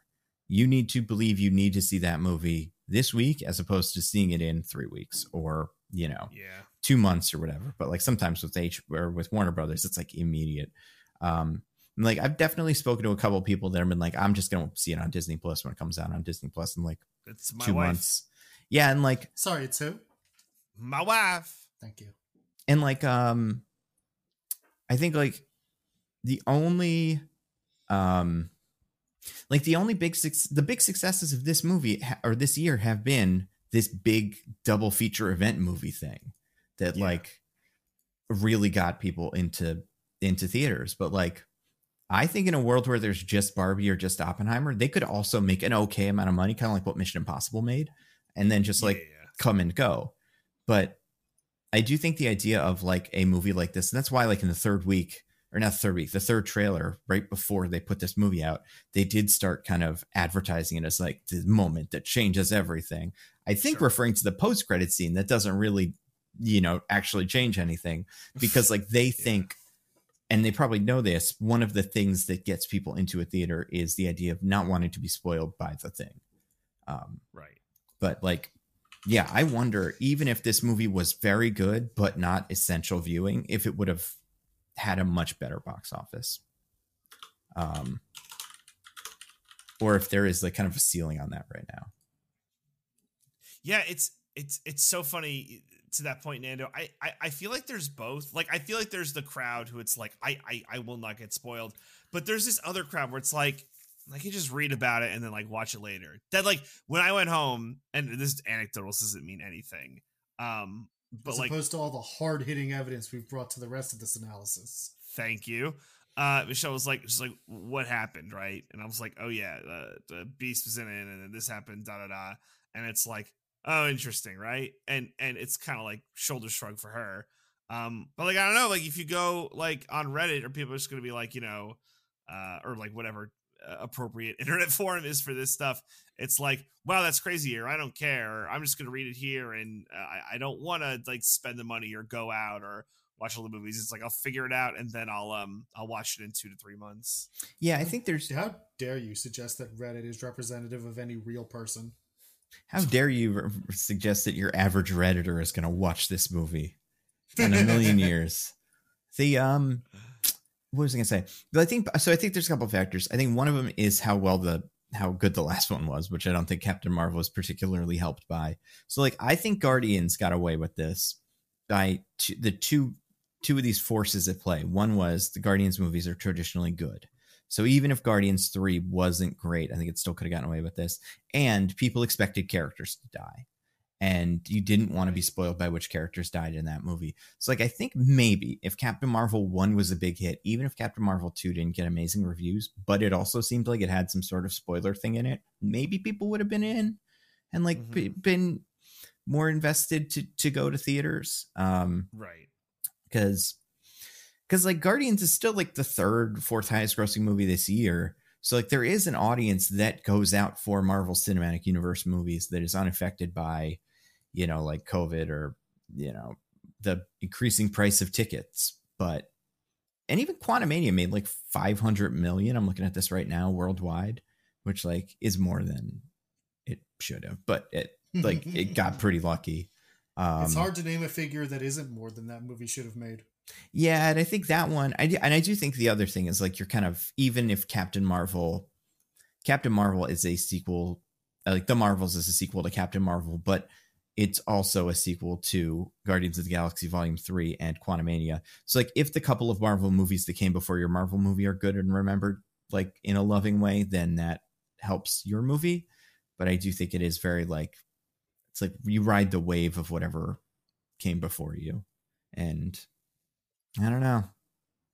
Well, and Guardians is an interesting case because I think Guardians is the rare one where you have like not non-Marvel Guardians fans, but like people who are like just in it for Guardians. And like that was a thing kind of carrying them through, right? Because people just became fans of like that because that came its whole identity. And unfortunately, that just hasn't happened for Captain Marvel. For a plethora of reasons, right? Her first movie was in between, like sandwiched in between the two Avengers movies, kind of awkwardly. She's kind of scattered about in various things. So then you have this other problem where it's like, I'm not going to be overly invested in this character because it doesn't seem like the universe is overly invested in this character. Yeah, I mean, that's a little awkward. She's a character who has only had one major appearance in anything, and that movie was only okay. Yeah, and that movie came, like you're saying, it came between the two Avengers movies that really mattered and seemed, regardless of whether it was or not, like it was required reading for Infinity War and Endgame. Like, and then really wasn't. Yeah, I mean, if anything, Ant-Man was more important for Infinity War and Endgame, and like, right, everybody kind of thought it would be the opposite. But yeah, it's tricky. Now, I think there is something about this movie that they, have where they like switch parts and stuff, and I did expect this to be less of switching and more like like I said, like everybody just shifts over one place and spins around, like how a wheel spins around, you know, like on like a Wheel of Fortune or something.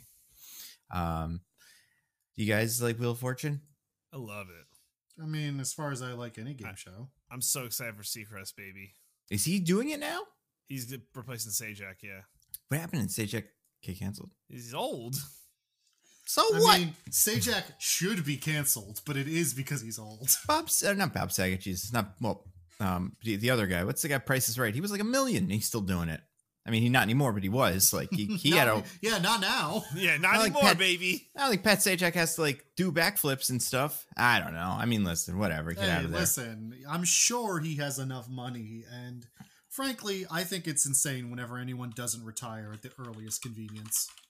Maybe he just likes being smarter than those people. You know, like he likes the feeling of knowing the words, even when they don't know the words. I mean, of the Wheel of Fortune Jeopardy block, Wheel of Fortune is definitely the one for less intelligent people.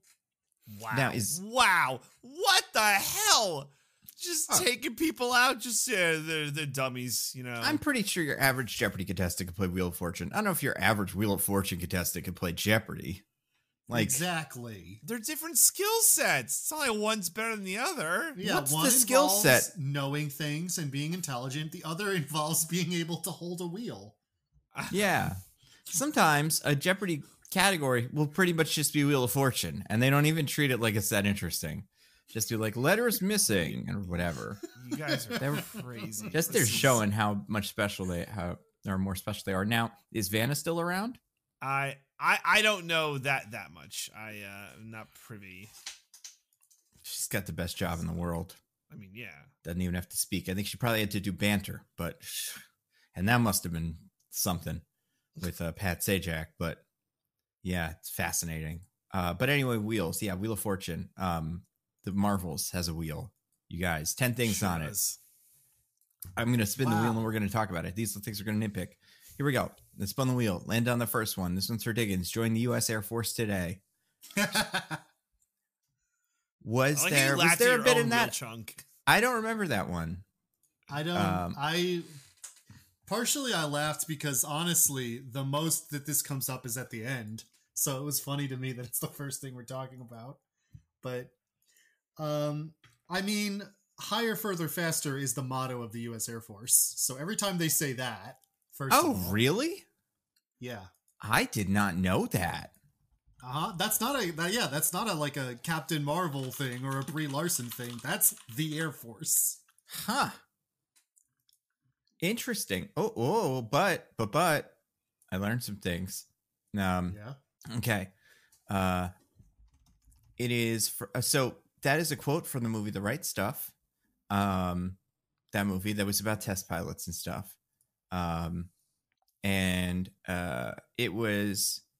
It's been used since 1895 by the Olympic Committee, apparently. Oh. Huh. Interesting. I know it is a thing Air Force people say. Like, that's why they said it in the first movie, is because they were in the Air Force. Interesting. I wonder if it's because of The Right Stuff and just like Air Force people love that movie, or if it is like the official motto of the Air Force, because that is so interesting. I did not know that, but that sounds right. I mean, the first one was full of lots of propaganda for the military. This one doesn't have as much, but it just probably can't. Would have been weird if there was like a scene where Kamala like watched everybody's memories and they just watched like all the training that Captain Marvel did and all approved of it. Like, wow, this did turn you into a better person. Yeah, I will say this one definitely does have less of it than the first one did, which was full of Air Force propaganda. Yeah. Like to a comedic degree. Yeah, the first one had like a commercial for the Air Force in the beginning of the movie sometimes. That seemed like it was a trailer for Captain Marvel, but then it was for the Air Force. So they love that. But yeah, no. I guess this one is mostly as an artifact of that first movie. But then when they did the higher, further, faster thing, I was like, come on, guys. And it's even on the goddamn posters. It is. And they need to have something. They need a tagline for this movie. I guess Monica and Carol would know that. Like, Carol said that to her mom probably, but like, it wouldn't be that big of a deal. Like, I feel like I'm surprised Monica knows that's Captain Marvel's catchphrase. Yeah. Is it a public, like, does Kamala know that? No, I don't think so. Kamala doesn't seem to know much about Captain Marvel besides the stuff that she makes up in her head. But like, Yeah. It doesn't seem like Captain Marvel has like gone on the podcast that some of them are on or anything like that. Well, Ms. Marvel took place in an alternate universe where Ms. Marvel was actually an important and well-known hero on Earth. Yeah. Yeah, that part of we it's just tricky. kind of have to accept that that's what's happening here.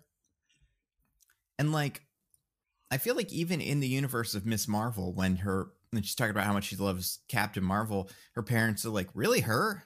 Like, you think she's that cool? Yeah, you picked that really, that's the one, yeah.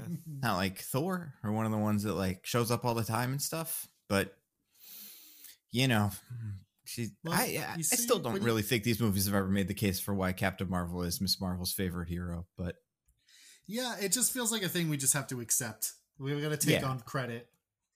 It's like an artifact of the original, Character series. Concept. Yeah.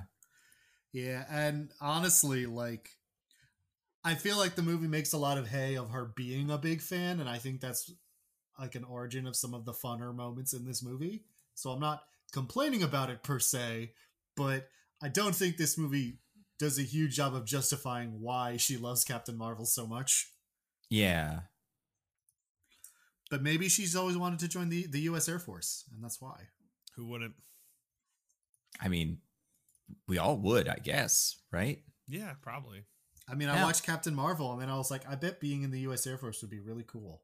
I mean, maybe we're all really lucky that these Captain Marvel movies haven't hit, Because then people would be they'd be effective. Like if Guardians of the Galaxy was a movie that also made you want to join the Air Force, some of us would have joined the Air Force by now, We'd have been like tricked by the good movie.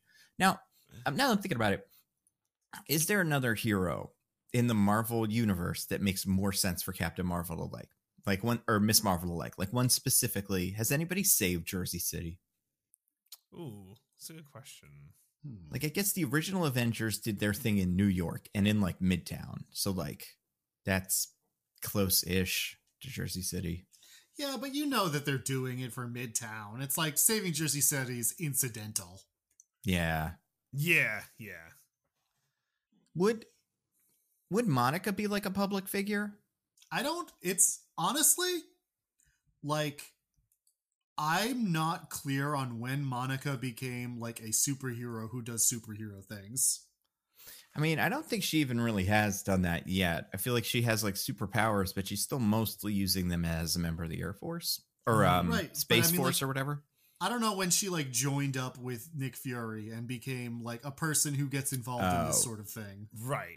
I think like immediately after WandaVision, there's like a post-credit scene where a Skrull's like, let's go do Skrull stuff or whatever. Yeah. And at the time, we didn't really know what that meant, but looking at it now, you have to assume it was then.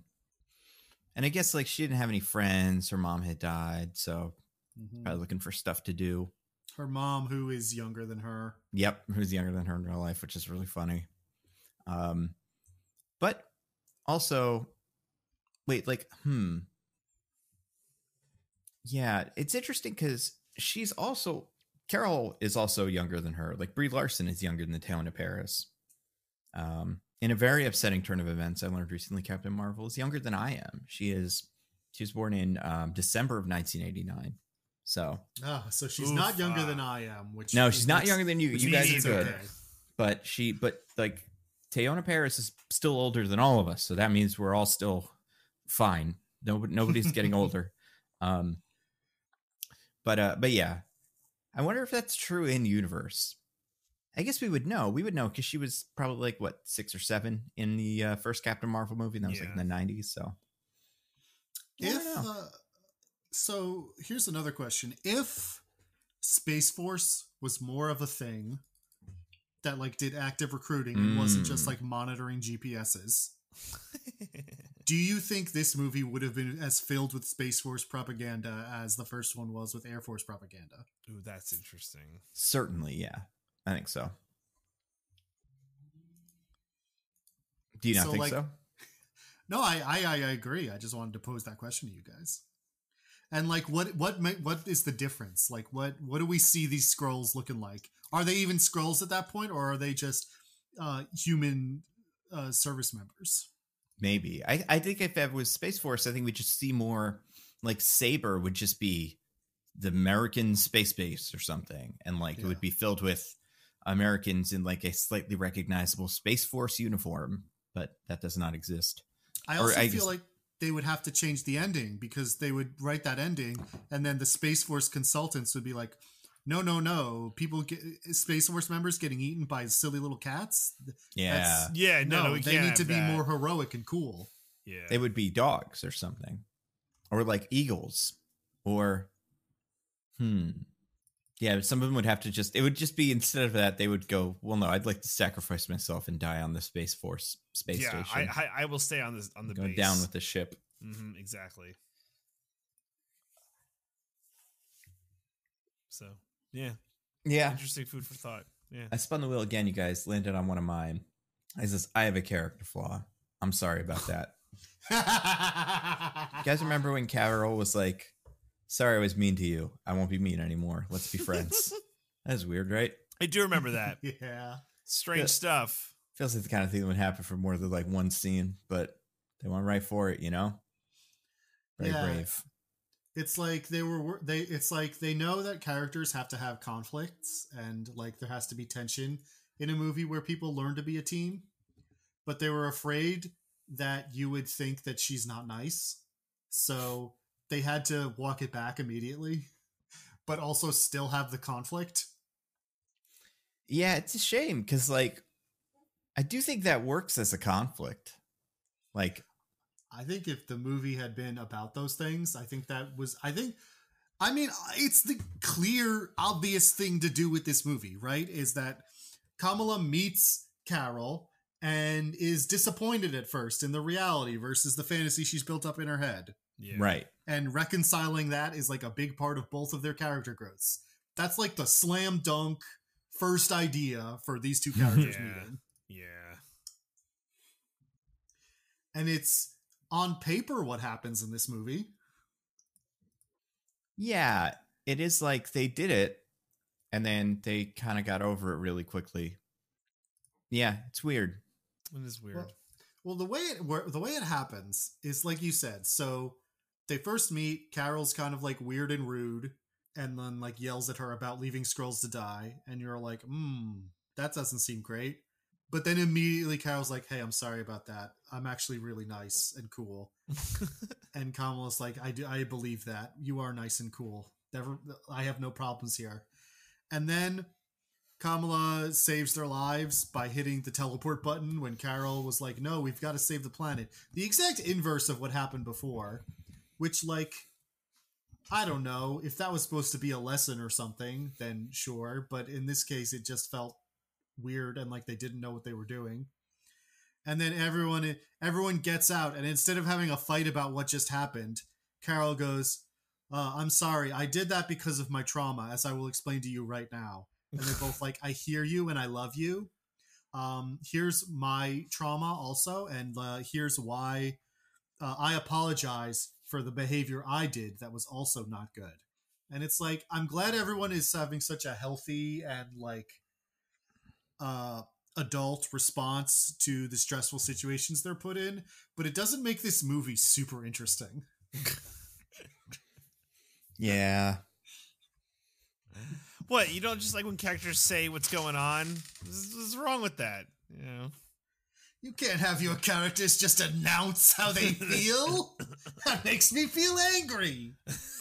I mean, listen, I don't want to act like all your characters should always have wacky misunderstandings and should always argue about stuff that they could resolve if they had an adult conversation. Because you can make plenty of movies where people are, you know, being good in a situation, but there's still interesting drama happening. But that's not what this movie is, right? This movie is a silly character team up where they're supposed to argue about stuff. Yeah, especially because it feels like the Monica Carol relationship is also kind of resolved a little too quickly.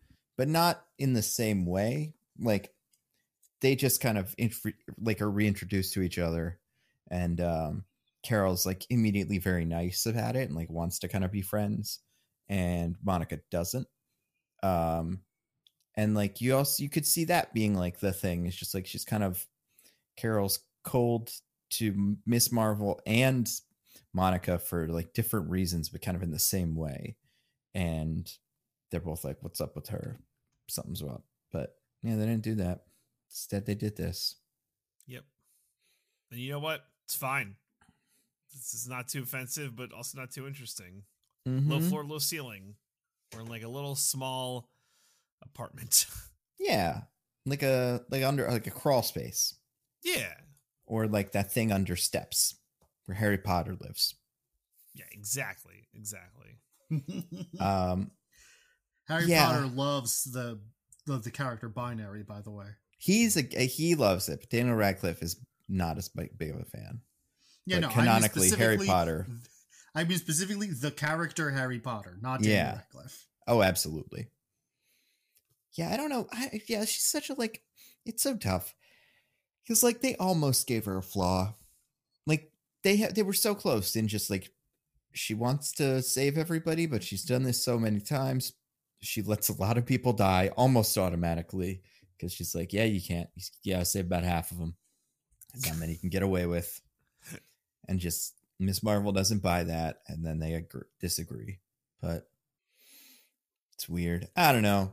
But you guys, I spun the wheel again. It landed on one of DJ's, I think. Someone said Chair Fury. Chair Fury, baby. That's me. Let's talk about Chair Fury. Oh, man. So Nick Fury's back. Maybe you saw him in Secret Invasion. Maybe you saw him in, I don't know what he was in before that. Not Ant-Man or Guardians. I don't know. Probably something you saw him in. The Spider-Man movie he's in, right? Yeah, sure. Why not?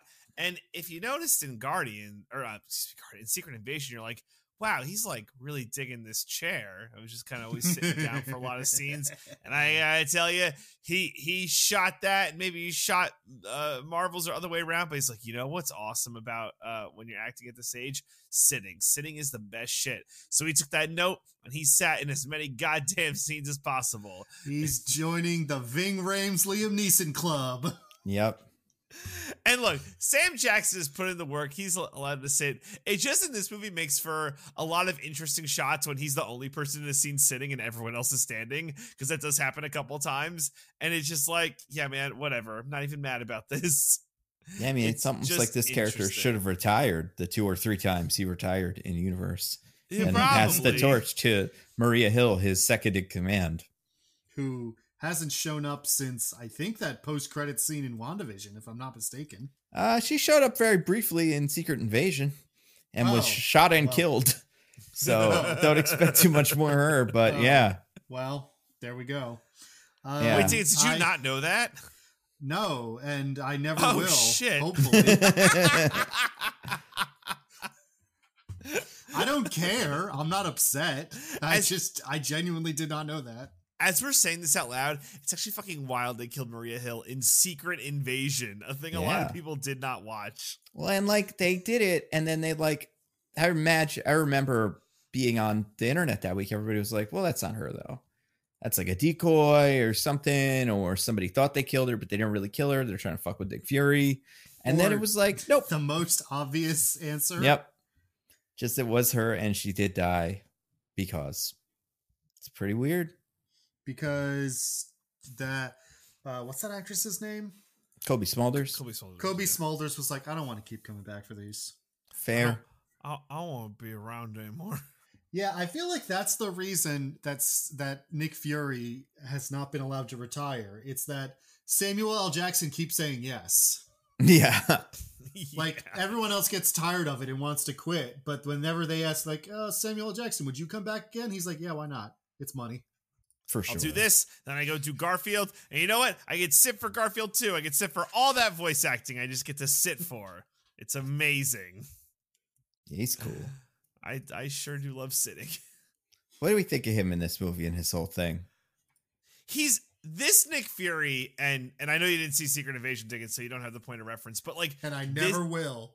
This Nick Fury is like he is just become Samuel L. Jackson. He's like, well, shit, but I don't want to get canceled. Well, shit, man. You know, sometimes you just gotta deal with the Flurkins and shoot a motherfucker up. And it's like, that's not Nick Fury, but it's like what we have now for this like weird Sam Jackson character. And like, fine, I guess, but this is just him now in every project. And I guess we gotta fucking deal with it. Well, the thing is that Nick Fury now does have I am retired energy, and he's just very avuncular. And honestly, I thought that was kind of fun. I liked him in this movie, just sitting down, cracking jokes. I was like, yeah, I'm here for this Sam Jackson energy.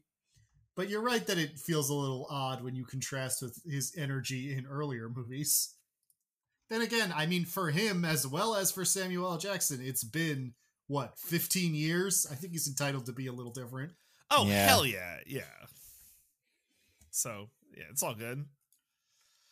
Yeah, it's tricky because he is like a character who has to be like mysterious and like always one step ahead of everybody. Right. But also like if he's going to do like magic, sneak into a room, get out of a room, and you're like, where did he go?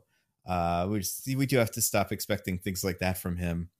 And I think the bigger problem, or not problem, but the bigger thing with him in Secret Invasion is just like, it's like none of the like, it does feel like this is the Nick Fury from Spider-Man No Way Home more than anything else, which we learn at the end of that movie was actually Talos the Skrull.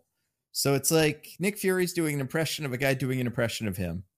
But the last time we've actually seen Nick Fury, if you don't count Secret Invasion, which this movie doesn't, is like, I don't know, the first Captain Marvel movie, which was also all flashbacks. Like he has a teeny tiny cameo in both of the Avengers movies, but like he's barely in that. Oh, by the way, Diggins, in case you didn't know, Talos is also dead? Yeah, Talos also died. That part I figured. Yeah, he got stabbed or something. It's very dramatic. Nick Fury made that face that's on all the thumbnails because it's also kind of how people react to the show. But is this secretly our Secret Invasion pod? Maybe. Oh, God. I mean, that is on the wheel, so I'll spin the wheel and land it on one of mine, Nick Fury's off-screen wife. So Nick Fury in that show is married to a Skrull that is his wife, and in the end of the movie, or in the end of Secret Invasion, they like have already fucked up everything on Earth. Skrulls are illegal. They're public enemy number one. People are shooting people in the street because they think they're Skrulls. The president is just evil now. Like, yeah, the president's bad. Evil. Wait, that's how that series ends? Yep. Yeah. And then Nick Fury and his wife go into a field and are like, it sucks that all that stuff happened. And then he's like, but there's peace talks between the Kree and the Skrull. Do you want to come help? You were always a political, like, something. I don't even remember. I don't think he says you were a negotiator, but he might as well. And then she's like, sure. And they both get into a spaceship and then go, I assume, to this movie. And well, one of them does. Yeah, I guess she died on the planet that not everybody on could be saved on, because that's where the negotiations took place, and she wasn't in the movie. Well, actually, now that the Marvels has come out, if you go back and rewatch that Secret Invasion scene, the text that comes up that says Nick Fury's wife died on the way to her home planet. Honestly, like it might as well have been that. It's so weird. Yeah, at the end of that show, the president gets on TV and he's like, Skrull. After Talos the Skrull sacrificed his life to save the president, and after Nick Fury basically explained to the president like what was going on, there's a couple evil Skrulls, but most of them are good. The president goes on TV and he's like, they're Skrulls and they're evil and we gotta kill them. Aliens are illegal on Earth. No aliens on Earth, or they're enemy combatants and we'll kill them. And that didn't make a whole lot of sense then. But even at the time, everybody was like, I know that applies to Skrulls mostly, but like, what about Thor? And all his friends, they live on Earth and they're aliens. And the explanation of how that was all resolved in this movie is now the Skrulls are just living with them. Like, they just have full non-human colonies on Earth. And I'm sure it will never come up again because the Skrulls just suck. Nobody likes them. But it's really weird that these two things led directly into each other. And watching one made the other worse. I honestly can't believe that's how that show ends. Yeah, there's like a scene. Not that I think it's like crazy to do like a dark ending to the show that was supposed to be like a political thriller, but like I can't believe that's how that ends, and then this is how this movie goes. That's what it is, right? It's just so incongruent. Like, I watched this movie and I was like, I guess Secret Invasion ended fine. You would think so. Yeah. No, it's like they're like, we have nowhere to go. We have no home. We were refugees and you promised us. And it's like, maybe there's another planet we'll find. Shut up. Don't worry about it. Yeah. Like, I'm going to share you a clip. This is genuinely, you don't really have to listen to it. Just know that during this, so Nick Fury is on the phone with the president and he's like, the president's like, hey, there's a lot of shit going on. Oh, the president already did his speech. So this is a different, like, after that, Nick Fury calls the president. He's like, your speech was bad. Everything got worse. And this is the video that runs over, and Nick Fury basically explained to the president, like, there's chaos because everybody thinks everybody they don't like is a Skrull and it's causing problems. You just see there's a couple of shots very early, like before, 25 minutes. Oh my God. Yeah. Yeah. They shoot the Tucker Carlson of that universe, but it's okay because he was a Skrull. But then they shoot the prime minister and she's not a Skrull. And then some guys get attacked by a ninja or something. That part I never really understood. I still don't really get what that was. But that first scene. It's how it ends, Diggins. This is the Loki grabbing all of the strands of the multiverse and putting them together to make the tree and his incredible sacrifice. Maybe we should put the score from what's her name, Natalie Holt's score, under this, and maybe it would be good. And maybe that score just solves all the problems. This is blowing my mind. Holy shit. Yeah, it's like if an X-Men movie ended like that, with just two mutants getting dragged out of a school and shot. Just like you'd be like, I don't know. Magneto's got a point. Gonna have to do something about this. Yeah, but then the next movie is about like the Shi'ar Empire, and we see some mutants just like hanging out. Like, yeah, hey, what's up, Shi'ar? Whatever. Yeah, it's a really, really, really bad show. Made even worse by the fact that it's like all about refugees and stuff, and like how they're evil. How they're evil. They're secretly the bad guy. Also, I gotta say, in defense of the show, I guess, if you told me in real life that a person called the U.S. president and was like, hey, I know it seems like maybe this group of people are bad, but actually only a very small amount of them did any bad things, and by and large, they're actually very peaceful and happy and like want to help you. And then the American president did an address where he was like, they're all vermin who need to die. Yeah, I mean, that is how the president would react. Yeah, they couldn't have written him a little bit less, like, honestly, they made him a little nicer than you would expect in the wrong circumstances. President Ritson would get a post a big old truth about how we have to root out all the evil Skrulls. If you don't trust your neighbor, communists and Skrulls everywhere. Yeah, he would directly look at the camera and says, if you suspect that anyone in your life is a Skrull, I need you to get a gun and shoot them right now. The craziest part, the thing that I find the hardest to believe politically about that show is like Nick Fury does this whole speech to the president, and I secretly believe, not secretly believe, publicly believe this, that was supposed to be, what's his name? General Ross, but the actor died and Indiana Jones was too busy filming his movie, so they couldn't do it. So they just changed this character. But like, he's going to be president in the Captain America movie. That's why they recast him with Harrison Ford. But Nick Fury, to kind of make this seem like it's not so bad, says that this president is probably not going to get reelected because of all this xenophobia. And it's like, I don't know, man. Thanos just killed half the people on Earth, and we just proved to people that there's shape-shifting Skrulls among us. I think the anti-alien president's going to be super popular. Like, it's going to be pretty hard to beat him. The xenophobia presidents do pretty well in a world where none of that is true. Exactly. Yeah. It's so bad. But yeah, you figure if there wasn't an actor strike and Secret Invasion was good, they'd probably have worked a way to have the wife do a cameo or something, like calling from, from fucking New Asgard, being like, we all made it safe and sound, Nick. Meet us down here when you're done. But for both of those reasons, they didn't bother. That's probably fine. So wait, did Nick Fury know his wife was a Skrull? Yes. The director had to tell us on Twitter, but they did know. Okay. Yep. But also, he could have not known. It wasn't incredible. It was clear. It became clear after like 2 episodes. But for like at least an episode, everybody was like, I don't know. It could be either one. But because also Nick Fury's like Nick Fury. You think he knows everything. But the Nick Fury in this universe is pretty dumb sometimes. So like he could be tricked. He didn't figure out the Rhodes thing until somebody told him. So why would he know anybody else's secret scroll? I mean, that Rhodes was a good guy the whole time and was never replaced by anyone. I mean, might as well be. We don't know when he was replaced. It was probably 10 minutes before the show starts.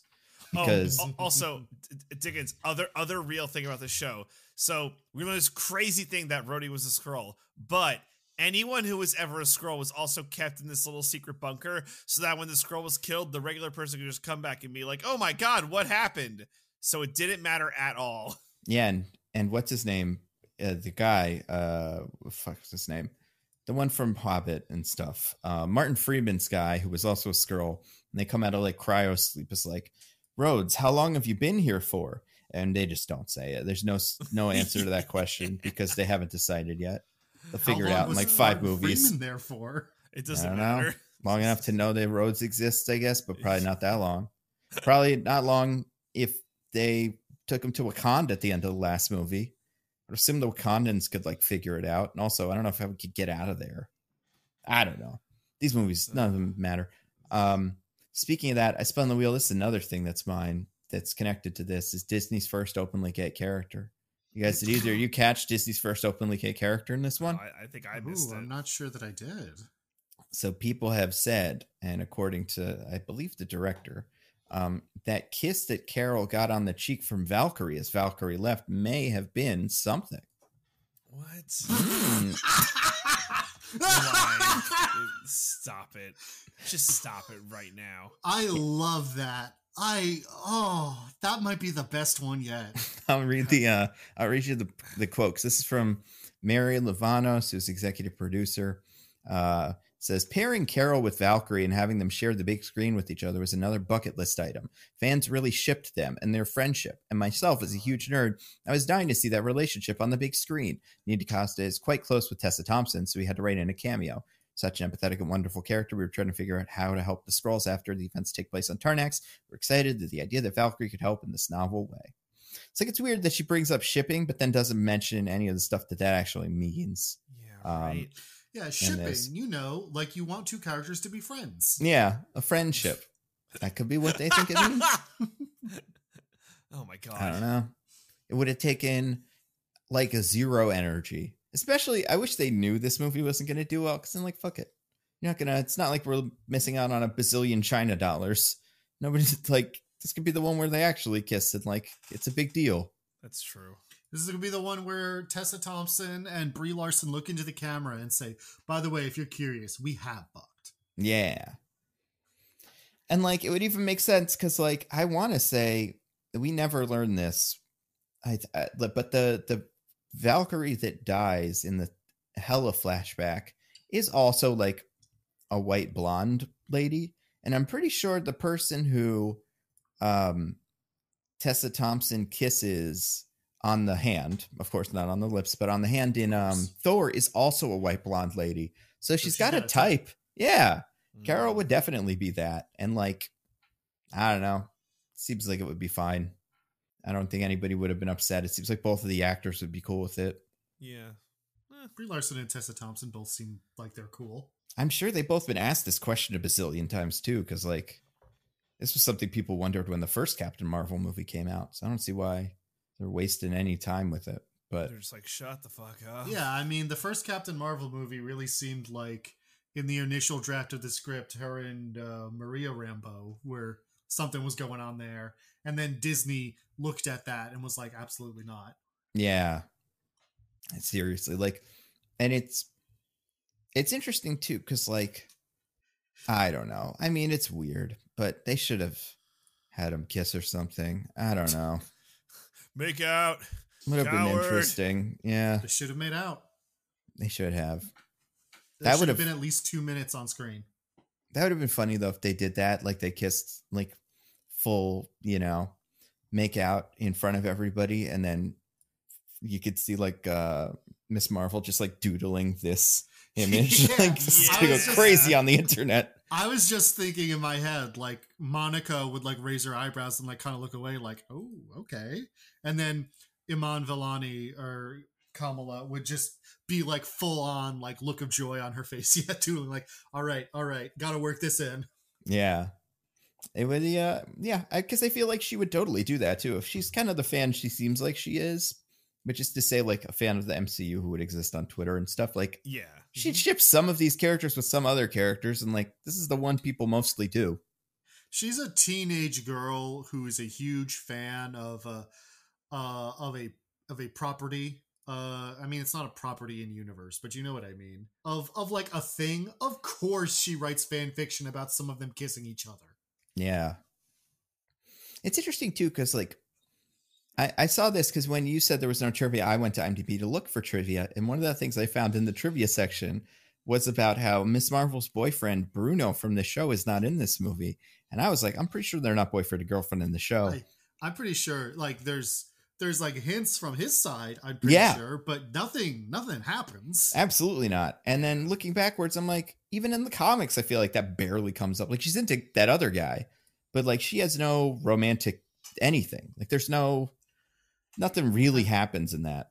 I'm pretty sure in the comics it ends up being explicitly one-sided where she's just not that interested. Yeah, they have like a moment. I can remember a bit from one of the runs where they basically like kind of sit down and go, okay, so what's going on here? And they're like, I don't know. It's not, probably shouldn't worry about it. Her friend is in a relationship with that other girl from school, the other girlfriend who ran for president of the mosque or something. I don't remember what it was. She was running for some position in there in the mosque. So yeah, I don't know. That's like the most significant relationship in the in that part of the comics. So I don't know. Kamala should have done that though. Should have just pestered or Captain Marvel the whole movie, but just like, by the way, are you and Valkyrie a thing? That seems like it's happening, right?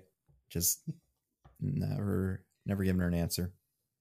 That at least would have been like a fun dancing across the line if it had been where Kamala was like, so what's going on there? What's the story?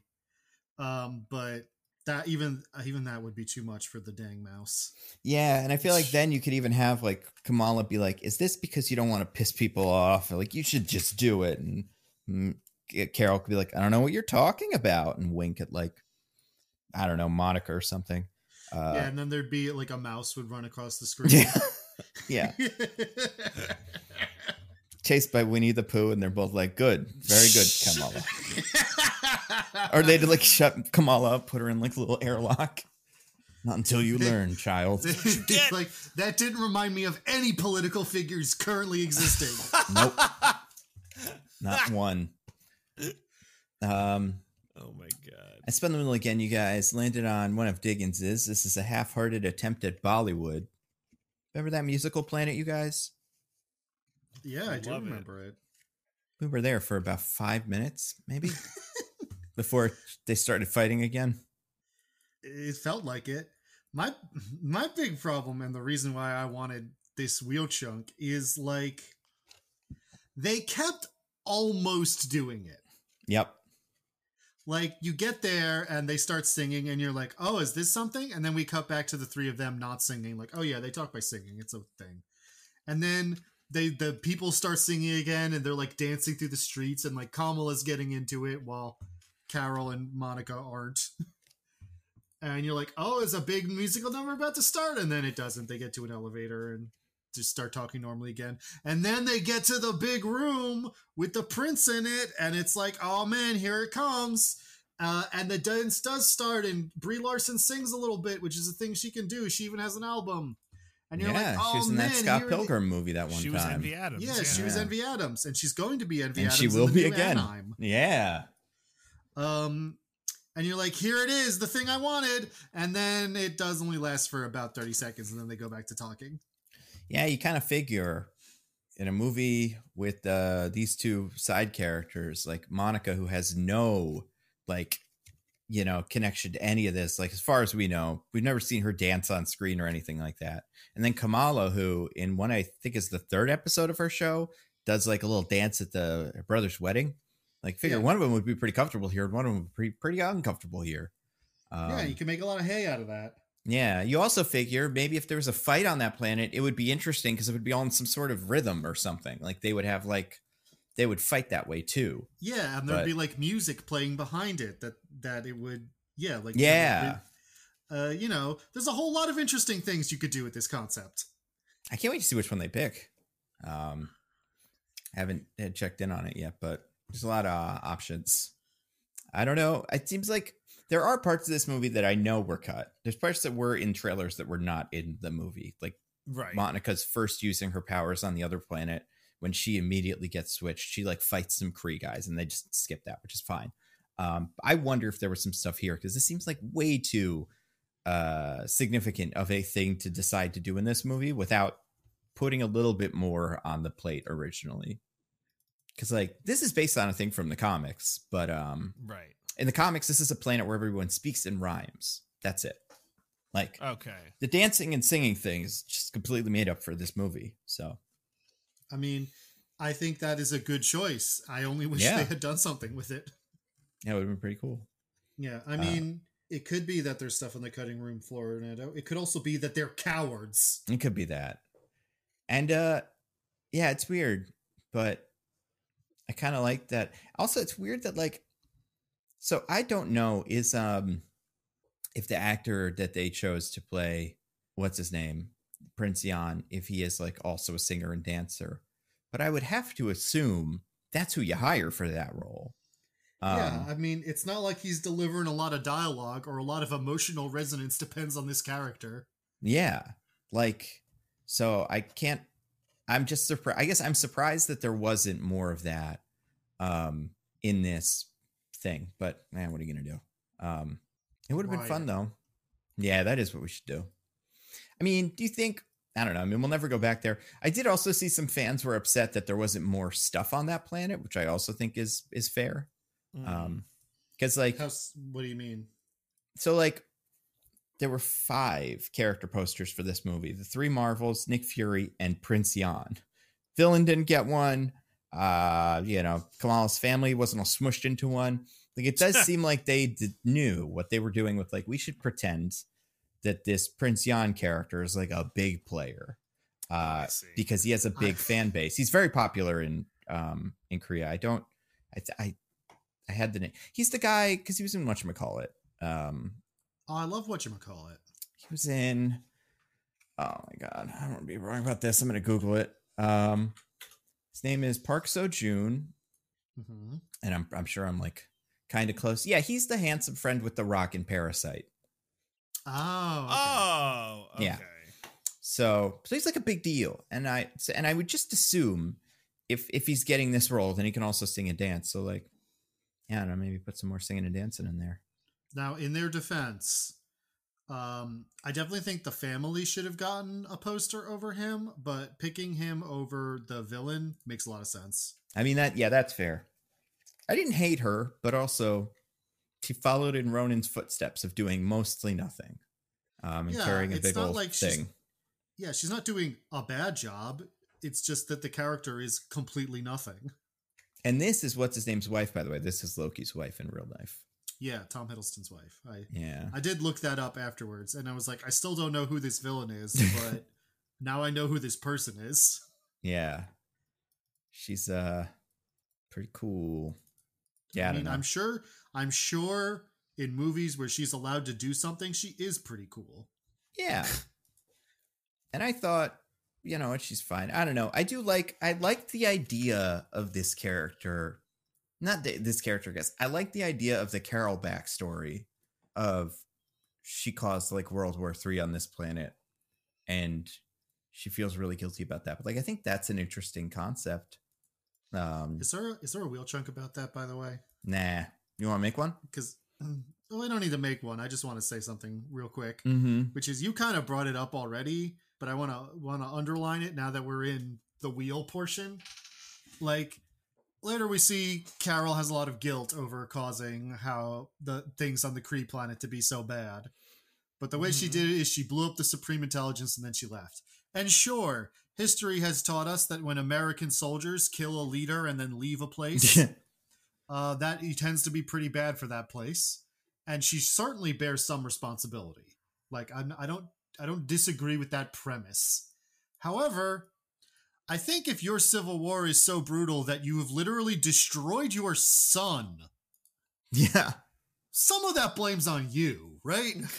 Yeah, like the Supreme Intelligence is some sort of supercomputer. I can't imagine the supercomputer's job was tell the sun to keep going. Like, I hope it wasn't, at least. Like, I don't want to victim blame here, but like, I don't know. It's your son. You weren't a little more careful about what like weapons you used? Yeah. Also, what did you do? Yeah, what happened there?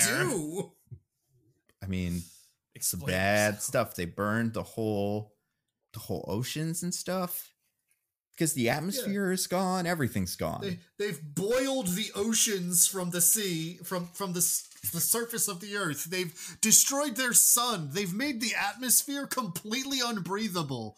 I think there were moments where you could have stopped well after Carol left. Yeah, it's funny too because like the Kree in general are like one of the Marvel space empires, like the Shi'ar and a couple of others. So it's like they could just go to a different planet. I get why they'd want to stay on Hala and stuff, but like if they can't breathe there, they would just go to where the Skrulls are and just kill all of them. But like they wouldn't. I don't know. I feel like it's a lot bigger of a leap to like, we'll steal your son and the water from them and bring Hala back to life. So just go to that other planet that's about as good. I do want to say also, later the Skrulls give Carol a hard time where they're like, you came here and started fighting the Kree and now our planet's gone. I don't care if that peace treaty wasn't in good faith. It might have been good for us. And it's like, before Carol showed up, we saw the peace negotiation and she was like, hey, I'll help you relocate right before I destroy your entire planet. Like, that was her opening bid. Yeah. I don't know how much better of a deal you were going to get than what happened. It's also weird now that I think about it. But like, okay. Like, I would assume, like, the jump points are wormholes between planets. So the Kree built them. Told. Yeah. If you put, but they're still like in space, right? Like they're not near the planet. Presumably. But it's still big enough to like suck all the oxygen out. I guess it would be. Well, I guess she is specifically making them in places closer than you would normally put them so that they do that. Oh, I just thought she was opening up existing ones, but keeping them open. No. She's channeling power through the bangle to create new ones. Oh, okay. That makes sense. Also, you guys ever seen Spaceballs? Yeah. This is that. Right? Doesn't the bad guy want to suck up the oxygen from another planet because his planet's out of oxygen? Yeah. Makes a big maid with like a vacuum. Oh, yeah, that is the plot of Spaceballs. You're right. You should watch Spaceballs. I feel like Kamala should have said that. Maybe, I don't know. She's too young for that reference. Yeah, they're all kind of too young for that reference. I feel like Carol should have said... Carol, like, yeah, maybe... that's true. Oh, yeah, Carol was a child in the... Like, she was an adult in the 80s, for sure. So Carol should have said it, and then Monica and Kamala could have been like, what? Yeah. Huh? Is that like Star Wars? Kind of. Not really, but like a little bit. Makes fun of Star Wars. Back in the day, we used to make parody movies. Oh, and then Monica would go like, oh, like epic movie? Yeah. No, they were good. Yeah.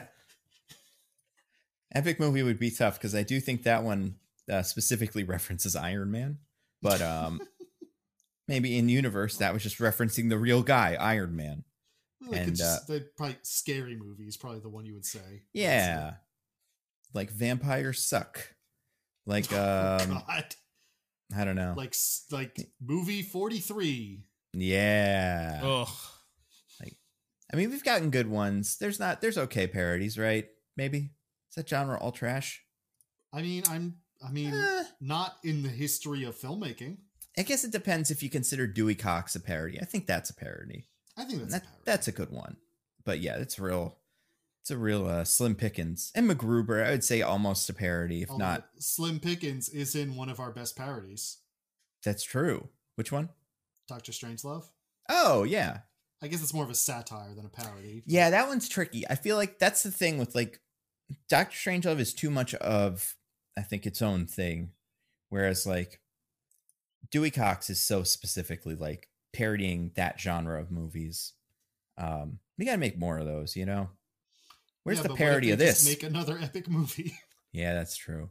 That'd be pretty good. Speaking of epic things, I spun the wheel again.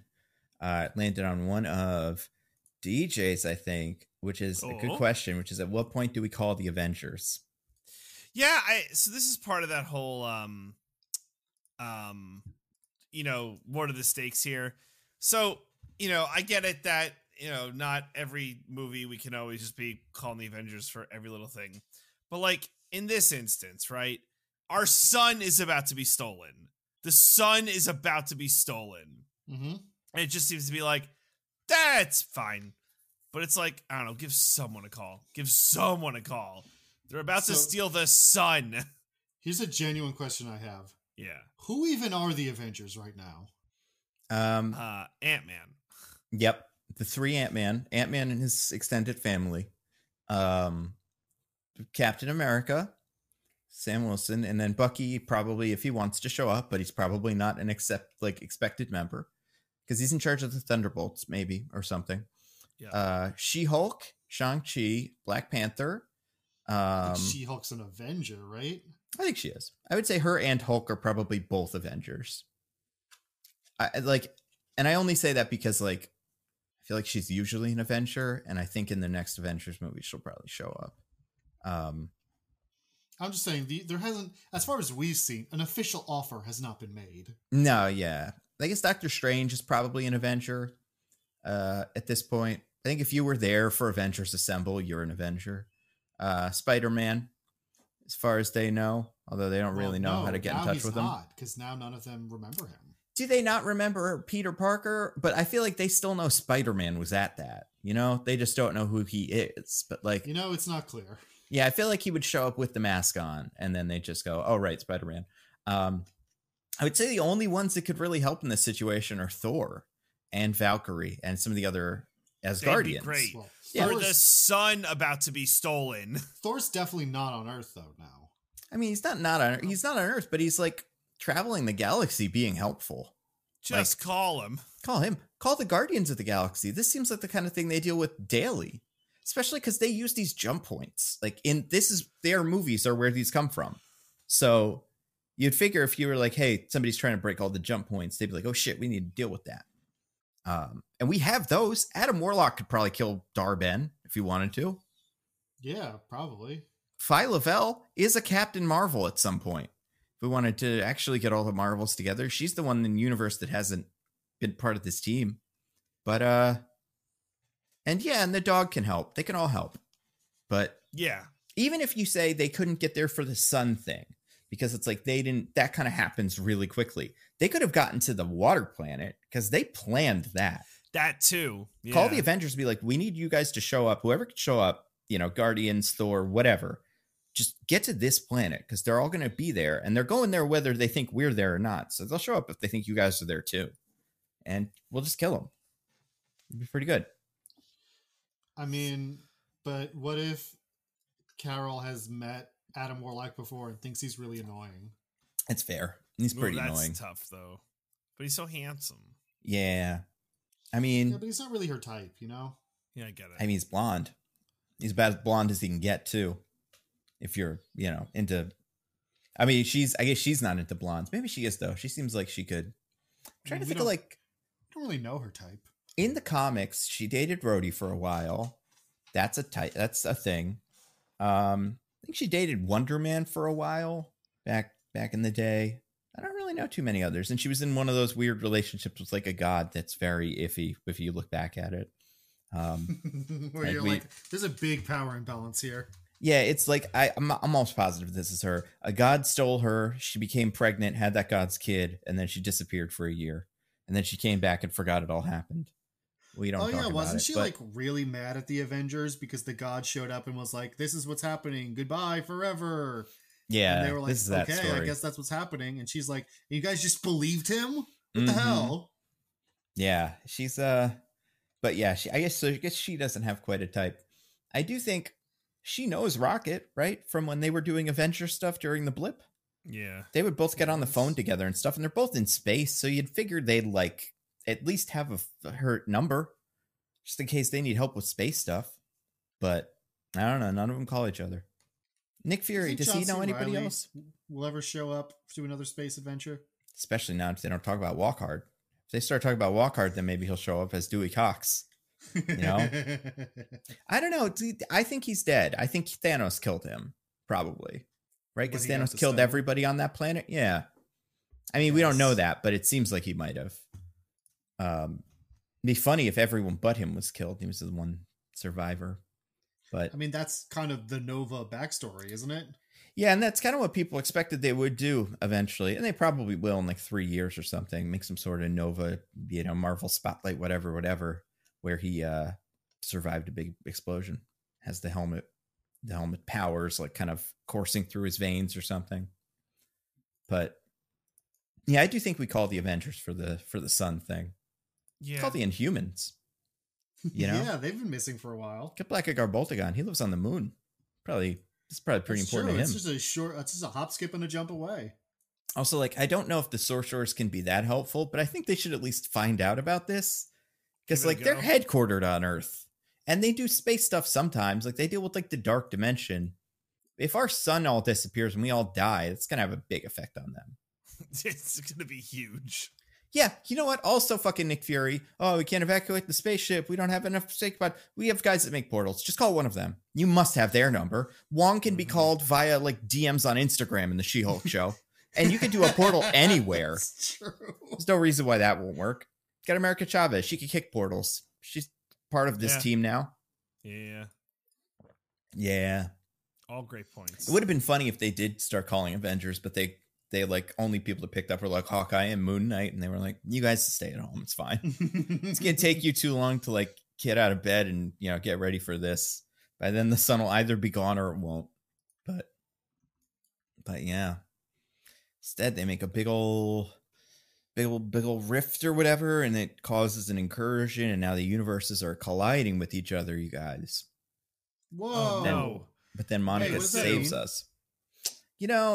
When what's his name says it in the Doctor Strange movie, he says it will destroy one or both universes, but we don't know how, but like it will, Yeah. So they'll like bump into each other, I guess. When Doctor Strange, you can't be here. In Doctor Strange, when he's talking about it in Spider-Man, he kind of describes it as like everyone who knows who Peter Parker is, Spider-Man's coming to this dimension, and there's infinite people. So I think that means infinite people are just gonna like flood onto Earth until we're all crushed by everybody else and the planet implodes, because that's what infinite people means. Like I don't know. But what it actually means in practice is, I spun the wheel one last time, landed on, I think this was DJ's, which is ba-da-na-na-na-na. She goes to a planet that, well, I guess she doesn't go to that planet. She goes to space, and I guess they go get her, which makes sense because they seem to have a Captain Marvel person who would probably want to check on this. I was going to say, I believe it is specifically stated that Binary found her. Yeah. Monica wakes up in hospital, just like in the blip where her mom was in the hospital. And how you do? Binary. It's like poetry. It rhymes. And Binary is fully covered in a big old, thing, as if she is doing a surprise party for Monica or something. She was just really cold, man. Yeah. That space radiation doesn't keep you warm in the hospital, I guess. But yeah, and then we don't get the banana. Did you guys notice what we did get? The big X store in the background? I mean, that probably Kelsey was there. Grammer? We did get Darius Emmanuel Grouch the Yeah, I mean, so I believe they used the theme from the original X-Men movies, which is that like bum ba-da-da-da-dum, bum ba-da-da-da-da. That was the that was in the score or on the soundtrack listing. In the moment I can't remember if I heard it because everybody in my theater was whispering to each other. But yeah, Kelsey Grammer shows up. That guy, what the fuck is what's going on? I thought the Frasier reboot was on Peacock. I'm confused. I was gonna say I didn't realize Frasier was in these movies. Yeah, he's back, baby. what if in the background? It wasn't the X-Men theme, but as he comes out, you hear, Yeah.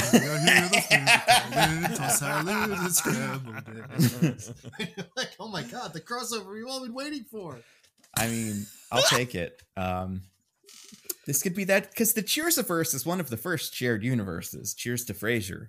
That was a full spin-off situation. I don't know if those characters ever showed up though, if like Norm popped over to Frasier's house or not. Yeah, they did. Oh, okay. They had a couple special episodes where Cheers characters would show up. Nice. So then, yeah, it's basically the MCU. You know, this was probably a very nice wink and a nod. Apparently, Kelsey Grammer has just been calling Marvel left and right, being like, I want to be back in these movies, please.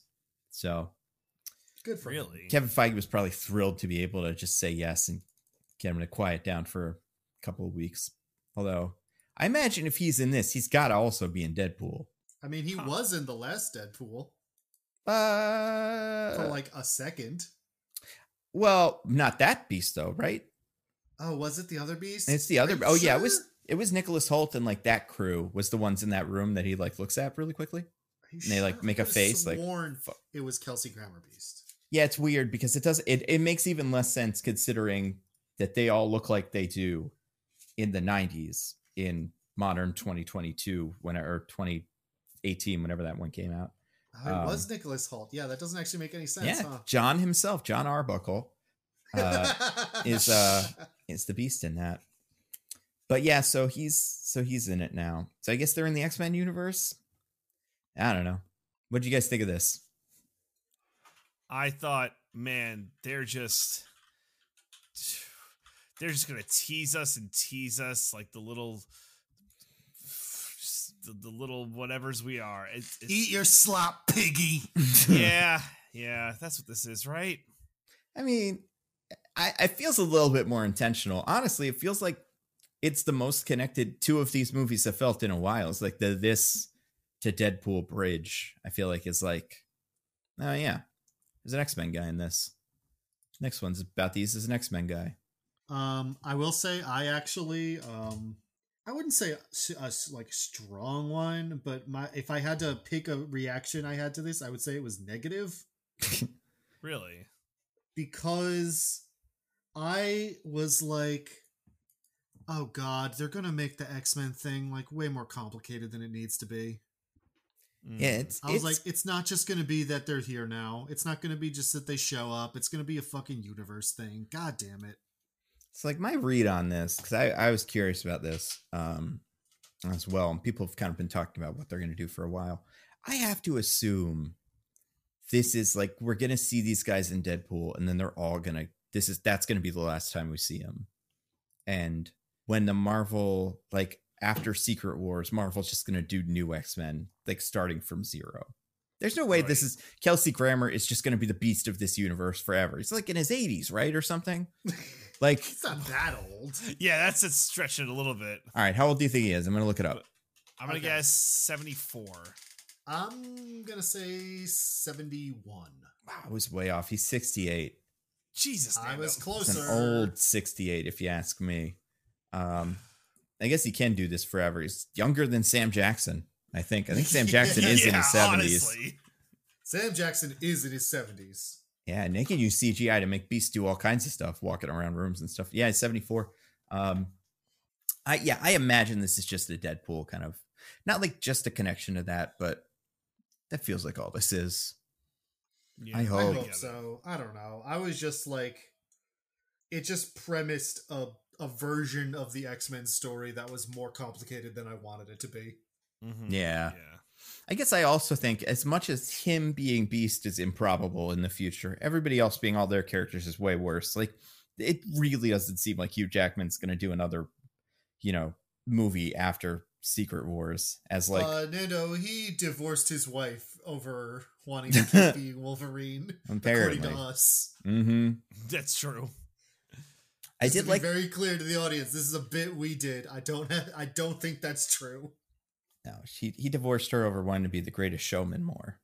She was like, you can't do another one of those. It was bad. And he's like, no, the kids love it. And she was like, that doesn't make it worth doing. But He said, God damn it, I'm going to do Greatest Showman 2. Whatever is next in his life. What did he do? Probably go to jail or something? I don't know. He was not a good guy. I haven't seen Greatest Showman 1. Maybe he dies in it. I don't know. Greatest Showman 1 is already extremely loose with the facts of P.T. Barnum's life. So that's true. Maybe it'll be like the Weird Al movie where he just makes shit up. Like he goes and fights in World War II or something. I don't know. Yeah. Be pretty cool. That's a movie. What was cool about Beast in this? Oh, I think he looked interesting.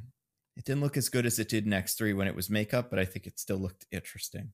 I think for being an entirely CGI creation, it didn't look horrible. I like that they had him put on the little lab coat over his nothing, like over his shirtless body. Beast's a freak. You gotta be safe, Nando. If you're gonna be doing science, you gotta have the coat. Yeah. And he had big old teeth too. I feel like in the old one, he didn't have pointy teeth. He had whatever Kelsey Grammer's normal teeth were. But they gave him like real... If you give a person actual big old teeth, then they're going to talk with a silly little lisp. Yeah. They knew better. But yeah, it's great, isn't it? It's good that he's in it. I don't know. Oh, man. He is, to be fair, Kelsey Grammer Beast is maybe like the best casting that's ever been done for one of these movies. Yeah, like he's and they perfect for it. Wasted it on that movie he was in. So... Yeah. You want to take another crack at it, sure. Yeah. They could do that with all of them. All the ones they like almost got right, but then never. Because that is the problem with the Fox X-Men movies. They always like cast somebody in a good role or something, and they just never let them do their thing. Rogue never got her superpowers where she flies around with a big white streak in her hair. Like, who's the other one? There's another really weird missed opportunity in the X-Men. And now we can finally do it because the Captain Marvel exists. That's true. Yeah, I would have to assume in that universe, if there is a Rogue, she just took Binary's powers for a little bit or something. Even though, they're kind of the same thing. Like, Binary's powers are a little different. I feel like they're pretty much just Captain Marvel powers, but even better. So, yeah, it works for me. Hey, did Doctor Strange ever tell Carol Danvers about the alternate universe he saw where Maria Rambeau was Captain Marvel? I don't know. And that's why she was like, you should have been Captain Marvel and not me. Although I guess that was in a flashback when she did, and that didn't happen yet. So I guess that can't have happened. I bet Doctor Strange probably didn't do that, but that means he also didn't do the thing that I said he should have done, which is just go find all those people in real life. Like find Charles Xavier and find Reed Richards and stuff, which makes me assume none of them exist in our universe. Although, like, to be fair, in that movie, it ends with him going outside, putting on a nice scarf, getting a big headache, third eye opens, and then what's her name? Charlize Theron shows up and is like, let's go do another movie. Yeah, so portal. Maybe he was all on Earth for all of like a minute and a half before he had to do his next mission. Yeah, maybe he was putting on his little scarf to go outside to be like, all right, time to go find all those guys I saw. Yeah. Let me go tell whoever cares at this point, I don't know, Sharon Carter, that her mom is Captain America in another universe or something. I don't know.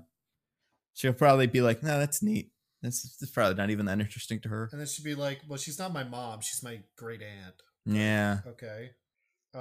Also, I'm evil now, sort of. Yeah. Also, she's also Captain America in a different universe that's not this one, I guess. Unless it is. But the What If universe doesn't seem like it's the same one as the one that Doctor Strange killed. So, I don't know. Pretty good. What else? Any other thoughts about the Marvels, you guys? You know, it sure was a movie. I did enjoy it. Like, I was having fun. I did. Yeah. All the things I didn't like about it mostly are things I wish it did more of. More character development, more Dancing Planet, more, I don't know, kissing or something. More the first gay character in a Disney property ever. Yeah. Yeah, more kisses on the cheek. Big hugs, high fives and everything. Just tease it and tease it and tease it forever. Like the Ms. Marvel show, we opened strong with a bunch of like cool visual effects and creative imagination that showcases the thing that's fun about this character, and then stop doing it immediately. Yeah, now that I think about it, is the other thing that I think, if we're talking about missed opportunities of this movie, the power switching, I don't think really quite had its time to like. Yeah. when it was working, I was like, oh, this is kind of fun to watch. But like, their powers are all so similar. They never had like a moment where it was like, all right, your offense, your defense, and your mobility or something. And like, we're all gonna fight her, but when her sword or her big hammer glows purple, that's when we switch to Kamala, and then switch back to me, and then we switch to Monica. But they're all just the same kind of, so whatever. Also, I love the way that I mentioned this a little bit before, the way Monica describes all their powers, because the way she describes hers is oh my god, worst. so bad. What does she say? I couldn't remember. So she's like Carol, you can like shoot light or whatever the hell she says about Carol. Kamala, you can turn light into matter, and I can see light. And I'm like, we can all see light, Monica. That's what light is. It's true. She wanted to feel special.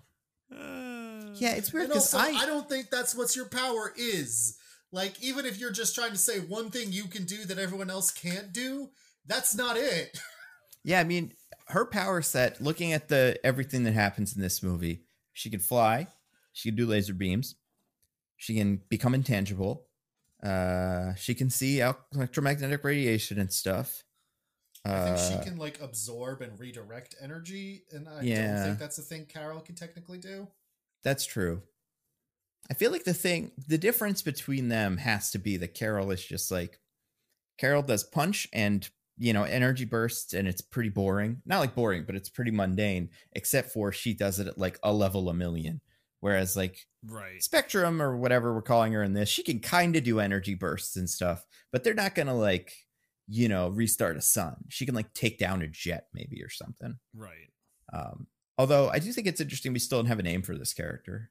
Like, yeah, they never actually came up with one, even though that was a running joke. Isn't it Spectrum? They said that was one of the names that gets passed over. Dr. Spectrum, Light Lady, I think was one of them. But I mean, Spectrum is the one that it should be, because it would either be Spectrum or Photon, but her mom is Photon in this universe. Right. So it can't be that. Right. I mean, it could be. She could just be her mom's name too, because it's just a call sign. But yeah, why not? But yeah. And also, even in the movie where they have the character who really likes code names, and they have jokes about code names, people still don't use the code names. That's true. Yeah. Yep. And that is the weird thing about Captain Marvel. I think when you have a character like this who has gone through so many different names and like looks and kind of thing, you just start calling him Carol, because otherwise you have to call him Miss Marvel in the 90s and Warbird in the, it just gets too complicated. So it's like Carol, Monica, Kamala, whatever. Mm-hmm. It's kind of like Peter, Miles, Gwen. Like, you could all call him Spider-Man or Spider-Woman. I was going to say, you mean Miles, Gwen, and Spider-Man. Mm-hmm. The one true white Spider-Man. That's what we say in this house. Apparently. Do you know? Oh, this is some fun trivia for you guys. So there's you guys heard of Spidey and His Amazing Friends? Like that's the show, right? Yeah, it's like one of the Disney Junior shows, and it's Spider-Man, Miles, and Gwen. Now they call Miles when he's not a Spider-Man. But do you know what they call him when he's in his like Spider-Man outfit? I do know this. I believe he is he Spin in this universe? Spin. Yeah. His name is Spin. That's not because they got the script wrong. Nope. Because Gwen isn't Spider-Gwen either. She's Ghost Spider in She's that. Ghost Spider. She's Ghost Spider. Which is like, and I'm definitely the millionth person to come up with this. Hey, if we're calling one of you Spider-Man, that should probably be Peter Parker. Calling one of you Ghost Spider, it should probably be the one that could turn invisible. And if we're calling one of you Spin, it should probably be the ballerina.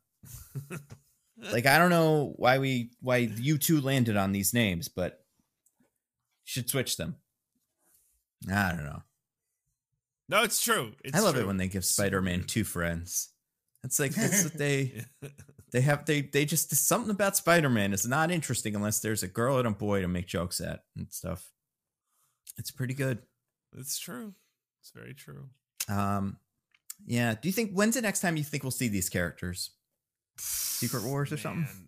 Yeah, it's a good guess as any. Secret Invasion 2. Yeah. I mean, I do feel like Monica could show up in Deadpool now. That would make sense. Yeah, sure. True. Yeah. But the rest of them, like, I don't know, Kamala, it doesn't season 2. If we are, it probably won't be before like the next Avengers movie. And there's not a whole lot of space stuff left. A lot of the rest of these movies and shows are on Earth, like your Captain Americas, your Shang-Chi's and stuff like that. So I don't see where Miss Marvel or where Captain Marvel would fit in. Right. So at a certain point, they're just going to be in one of the team up movies in an Avengers or something. Monica's going to show up to a meeting or something. And then someone's going to be like, weren't you in like another dimension or something? And then she'll just shrug. Yeah. It's like, it doesn't matter. Oh, yeah. We didn't talk about the cats. I forgot to highlight that on the thing. I accidentally unchecked that on my little checklist. There were cats in this, and they did memories. Wow. You heard it here first, folks. Nando thinks so little of cats that he didn't even bother wanting to talk about them in this movie. I mean, the thing with it is they're too, I think when they were just cats in this, it was pretty good. But when they started invoking the great name of the Cats movie / musical, but mostly movie, that's when it's like you can't, reference something that's cooler than you are. And that's interesting. Which memories was this, by the way? Was this the original cast or like the Broadway recording? This was not Jennifer Hudson. I do not believe so. I think it was some cover. Okay. What did you guys think when that started? I honestly, man, I hated it. I don't like things that are too on the nose. I didn't care for it. What song would you put in? Which song from Cats? Well, obviously, fucking Mr. Mistopheles. That's what I'm doing. Because I'm a real one. What about the cat that eats everything? Why not him? This feels like this would go where he goes. Yeah, what if it was like Bustopher Jones? Yeah. I don't even know how that song goes. That would remind people of James Corden, though. So yeah, that's a price too high to pay. Mm-hmm. They probably tried that, and everybody started walking out of the movie, and they were like, "Why? What's happening here?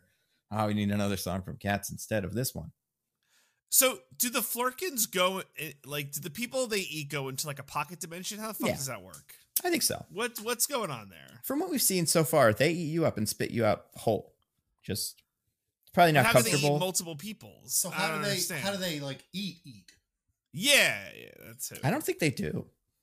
Okay. I think they like eat for fun, I guess, but like I think they have like little black holes in their tummies that can store things, but like they have bags of holding in their tummies. Yeah, pretty much. Okay.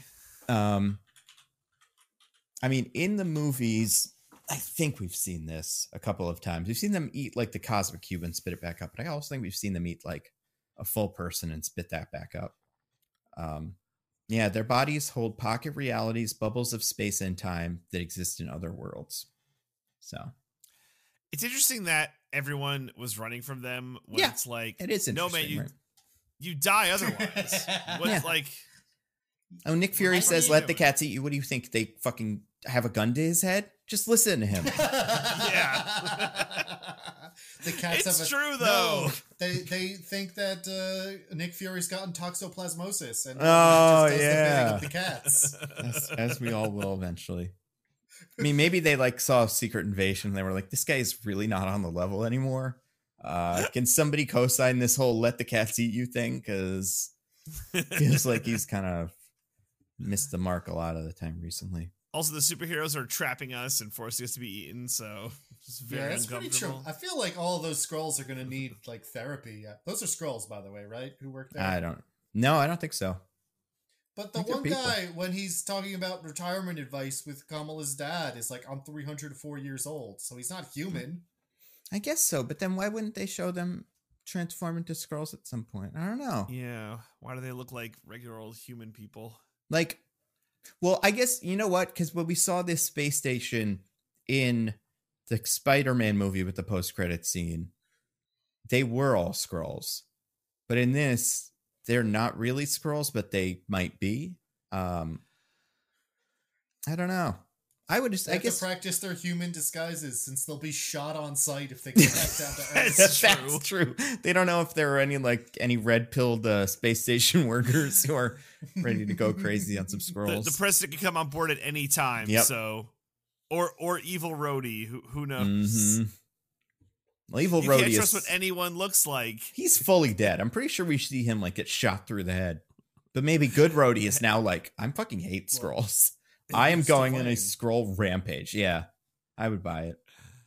Him and Martin Freeman and all the rest of the characters are now this radicalized group of like scroll killers. Oh my god. That'd be pretty good. I'm pretty sure the scroll killers is a thing. Not in the Marvel universe, but in the comics. It's a bunch of guys who just go and kill all the scrolls. So yeah, they could do that instead of armor wars. I mean, at least in the comics, the Skrulls are usually bad guys. Yeah. It's true. Oh, the Scroll Kill Crew. Yeah, that's what it's called. But yeah, so that's Captain Marvel, or the Marvels, excuse me, you guys. Where would you rank it in all the Marvel things of the last year? Like just 2023? Yeah. 2. 2? Oh yeah, because you didn't Wait. like Loki. But sorry, I was just thinking of the movies. Oh no, I mean all of them. Yeah. Of the 3 movies. Yeah. Of the 3 movies, the one we mostly liked and the one we mostly didn't like in this. Even counting all this stuff, it's 2 or 3. Yeah, I mean, I think Loki. I can't tell if I like it better than Loki. Is the what thing? Came out this year? So Loki, Ant-Man, Guardians, and Secret Invasion, which you haven't seen, so maybe you'd love it. But I mean, Guardians is obviously the best one. Mm-hmm. Yeah, I guess 3. Yeah, I think that's right. We'll see about What If. It looks promising. I think What If could be 3 if it's better than last season by just maybe a little bit. If it has Justin Hammer, it might be 2 for me. It's gonna be hard to beat Guardians, but that get you a lot of goodwill in my Can you book. imagine if you liked it more than Guardians just because of Justin Hammer? Maybe that'll teach him a lesson. Put him in more stuff. If you want a good seal of approval, you got time to reshoot some Deadpool scenes. We're I don't know. A lot about Nando tonight. Put him in more weird straight to DVD extra scenes where he's like in a prison. Yeah, with Whiplash. Just do that. Have him go check on Echo. I feel like Echo and him probably have a lot to talk about. Hey, Daredevil sounds cool. I once tried to destroy Queens. That's all you need. But you guys, you want to get to our classic segment? Yeah, I love our classic segment. Let's do it. Let's recommend some things to the fine people. DJ, do you have anything to recommend? Yeah, I do. I have another game to recommend. My gosh. Can you believe it? 2 in a row. This game that I'm recommending this week is called Ahoy. It's made by Leader Games. I'm trying to think if you guys have ever played Root, the little woodland critter asymmetrical war game. I've heard of it, but I've never played it. Okay, so it's the same developer.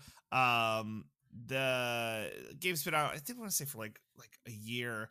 Actually, the version I played, because it was recommended to me, they have a print and play version. I played with Michelle because it has a 2-player version. It's 2, 3, or 4 players, and it's pirate themed essentially. Oh. You play one of 4 factions.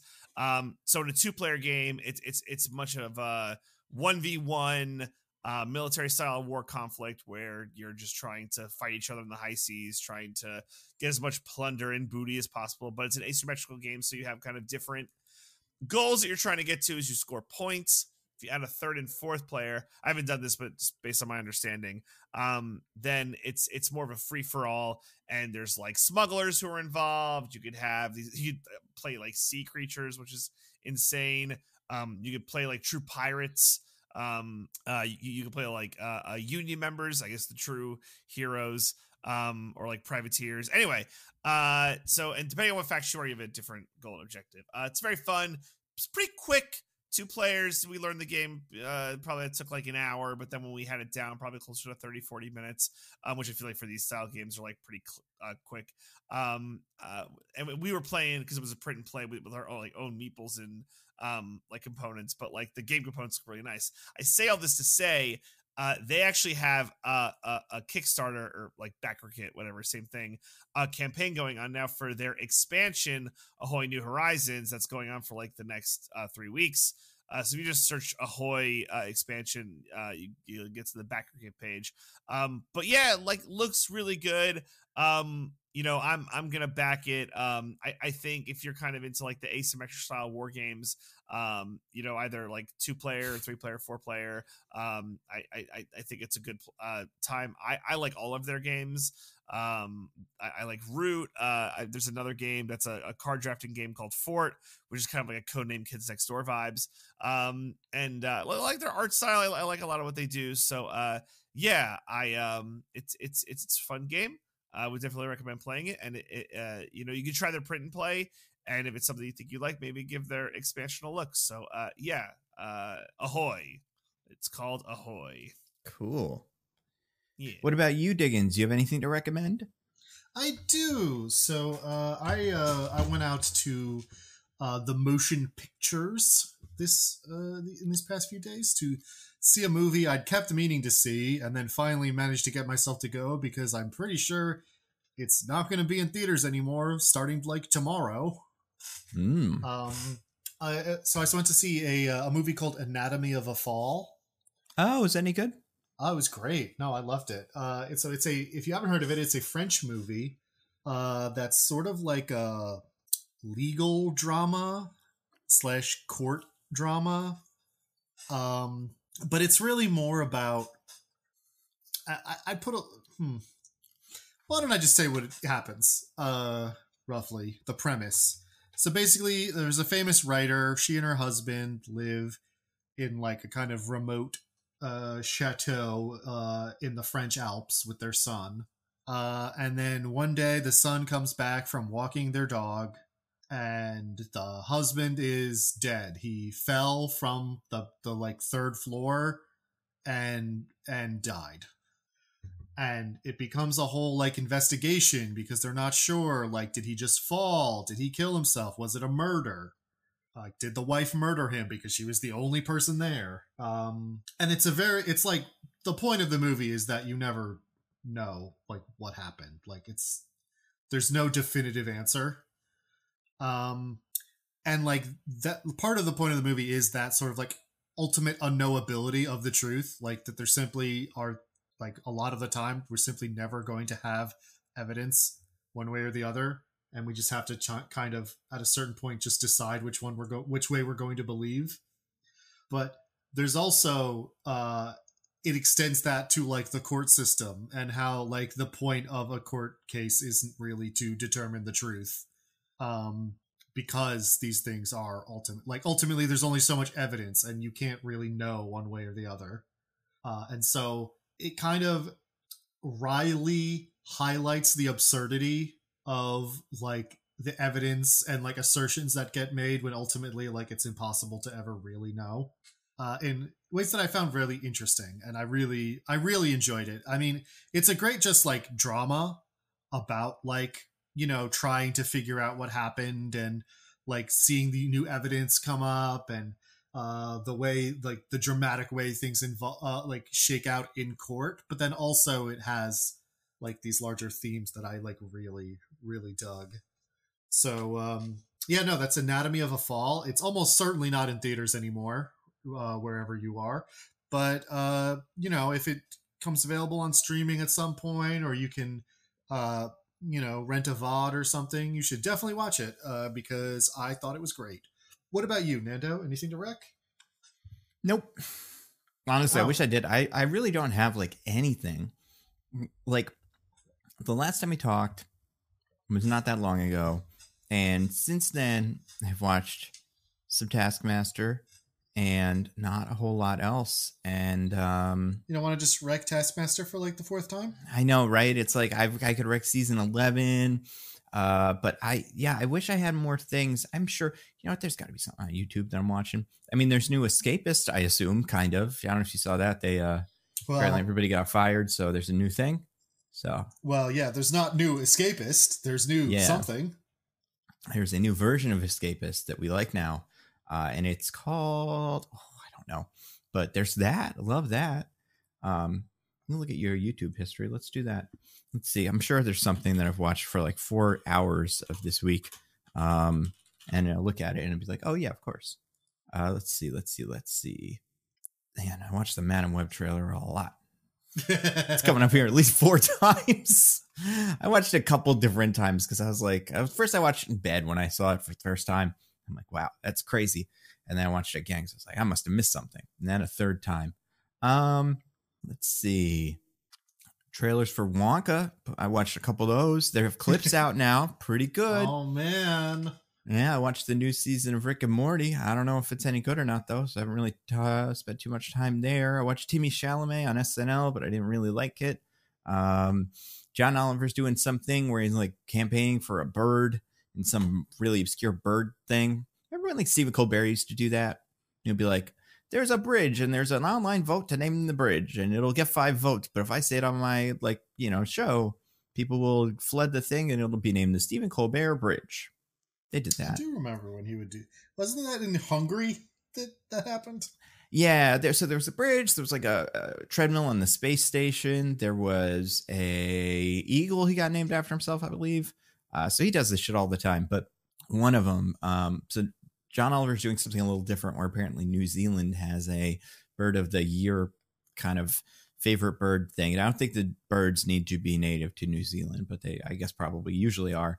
But he has picked a bird that he believes is worthy of winning this wonderful prize. And he has gone on talk shows dressed as the bird. And it's a whole thing. I watched at least one interview of it. I thought he was going to nominate himself as the bird of the year. No, that's the difference, because that's what Colbert would have done. He would have found a way to get himself classified as a bird in some, really, really obscure kind of loophole that nobody knows about. And then he would have won the thing himself. But apparently John Oliver is too good for that. Donkey had a video I watched about hidden gems where he talked about a game called Dino Break that was pretty funny. I actually had a really good time with that. Haven't really listened to too many podcasts. I'm a bad consumer, you guys. I need to Wow, you're not constantly consuming, Nando? I thought I was. I don't know what happened. I spent so much time consuming. I guess I did watch, I watched For All Mankind, but that was before. I haven't watched any new movies. Man, I got to get it together. So disappointed in you for what not about comics? Constantly consuming. Maybe I read a comic. I do that sometimes. It's like Marvel Unlimited. You tell me, Marvel. Come on. Ooh, baby, we got Marvel. No, nothing. Read some old Excalibur, but nothing really good there. And I don't think we're going to get much better from DC. I don't even remember what book club was this year. Or this week. This year? You don't remember any book clubs this entire year? I'm just that bad at this. I do remember. What did we do for book club? I probably already wrecked it if we did it. Because I remember liking it. Either way, maybe I'll have something next week. I'm sure the minute we end this, I'll remember like a game I played or something. But right now, nothing. Next week, what are we doing next week, Diggins? We got everyone's favorite movie, Hunger Games, -1, Ballad of Songbirds and Snakes.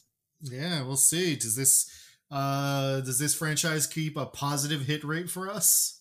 We will see. It's very up in the air. Ooh. Yeah, I'm so excited. I Diggins told me though, he'll probably say something in the middle here, and it won't be super convoluted. But he told me that he got a call from Rachel Zegler, and she might be making an appearance on the podcast. Wow, that's definitely going to happen. And Diggins promised me that it would happen for sure, and he's not saying anything right now because he's just like saying, yeah, that's going to happen. So next week, Rachel Zegler. I'm so excited. Because Diggins, you're here.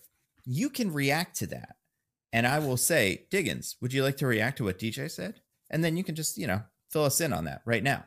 The thing DJ just said? Yeah, he asked you a question. Right, of course. Well, I think he's disgusting for even asking it. I think so too. You know what I watched this week that was good? I'm looking through my YouTube. I don't know how I missed this. Folding Ideas, Dan Olson had a new video about the Dark Moon fiasco, which was a weird thing at BlizzCon. It's not that important of a video compared to some of his usual stuff, but an interesting little thing nonetheless. Oh, I haven't seen that. I should check that out. Yeah, I think I saw it, and I was like, I didn't realize it was him for a while, so I did kind of let it go, and then eventually I just clicked it because I kind of thought it was something else, and it turned out to be that. Yeah, it's kind of funny. Because it's just about a really weird, bad incentive program they created, which made this one line insanely long and broke the whole convention for a couple days. But it's pretty good. Till then, do we have anything to plug, DJ? Yeah, Roses and Rejections. We went over the Golden Bachelor Women Tell All. And next week is, as I mentioned, the Fantasy Suite. So we will be covering that in all of its glory. And then week off for Thanksgiving, and then wrap up with the finale. And then we're going to do some other stuff. I think we're going to cover the F-Boy Island show, because that is now on the CW. What? I think it's how you, yeah. How dare they? I don't think it's on Max anymore. And that's what they deserve for what they did to us last season. But still, my God. But is it like the CW? That's still Warner, right? Like that's. Yeah, I guess so. Because that's where all the the Arrow and stuff lived.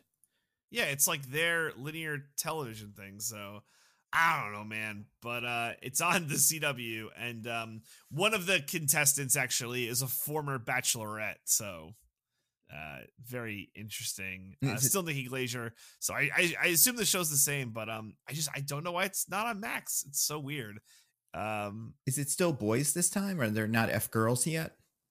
I don't know. I didn't watch any of the episodes, so like I don't know if they're doing that stupid thing.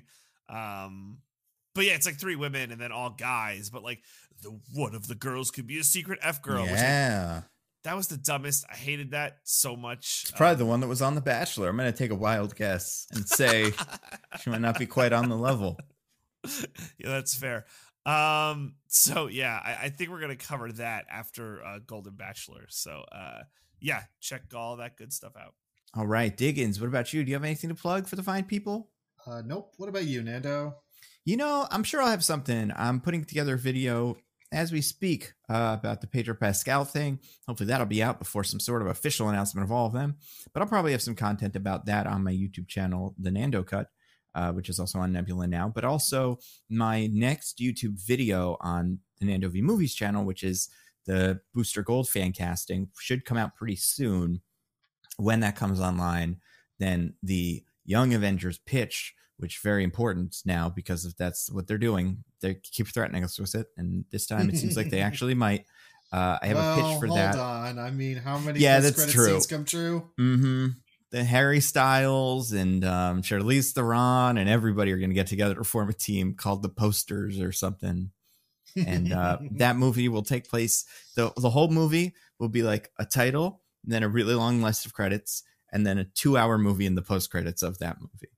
So we could look for that. But yeah, so my Young Avengers video, it's pretty good. No one's seen it yet, so nobody knows that. So it might not be good. But I think it's interesting. I think my pitch for it is not what people are expecting. And I think you can tell because the thumbnail, which I'll do like a thing where I'll tease the thumbnail by showing character by character. I did all the Young Avengers in this one, but I have not shown anybody what the background or any of the supporting characters are, because the setting of this one is pretty specific and I think would be fun for this team. But I don't think anybody would guess. So Epstein's Island. That's right. I mean, they are the Young Avengers. They want to avenge, this would be somewhere they would bring the justice to. Yeah, exactly. But yeah, so that'll be a fun video for people to watch when that is on Nebula. It is not currently, but probably in like a couple days. So maybe around when people are listening to this. And yeah, until next week for Songbirds and Snakes, I've been at Nando V Movies on Twitter. I'm at Zippy by Day. And I'm at This Is an Odd Name. Goodbye, everybody. Goodbye. Woo-hoo. Bye. We love you.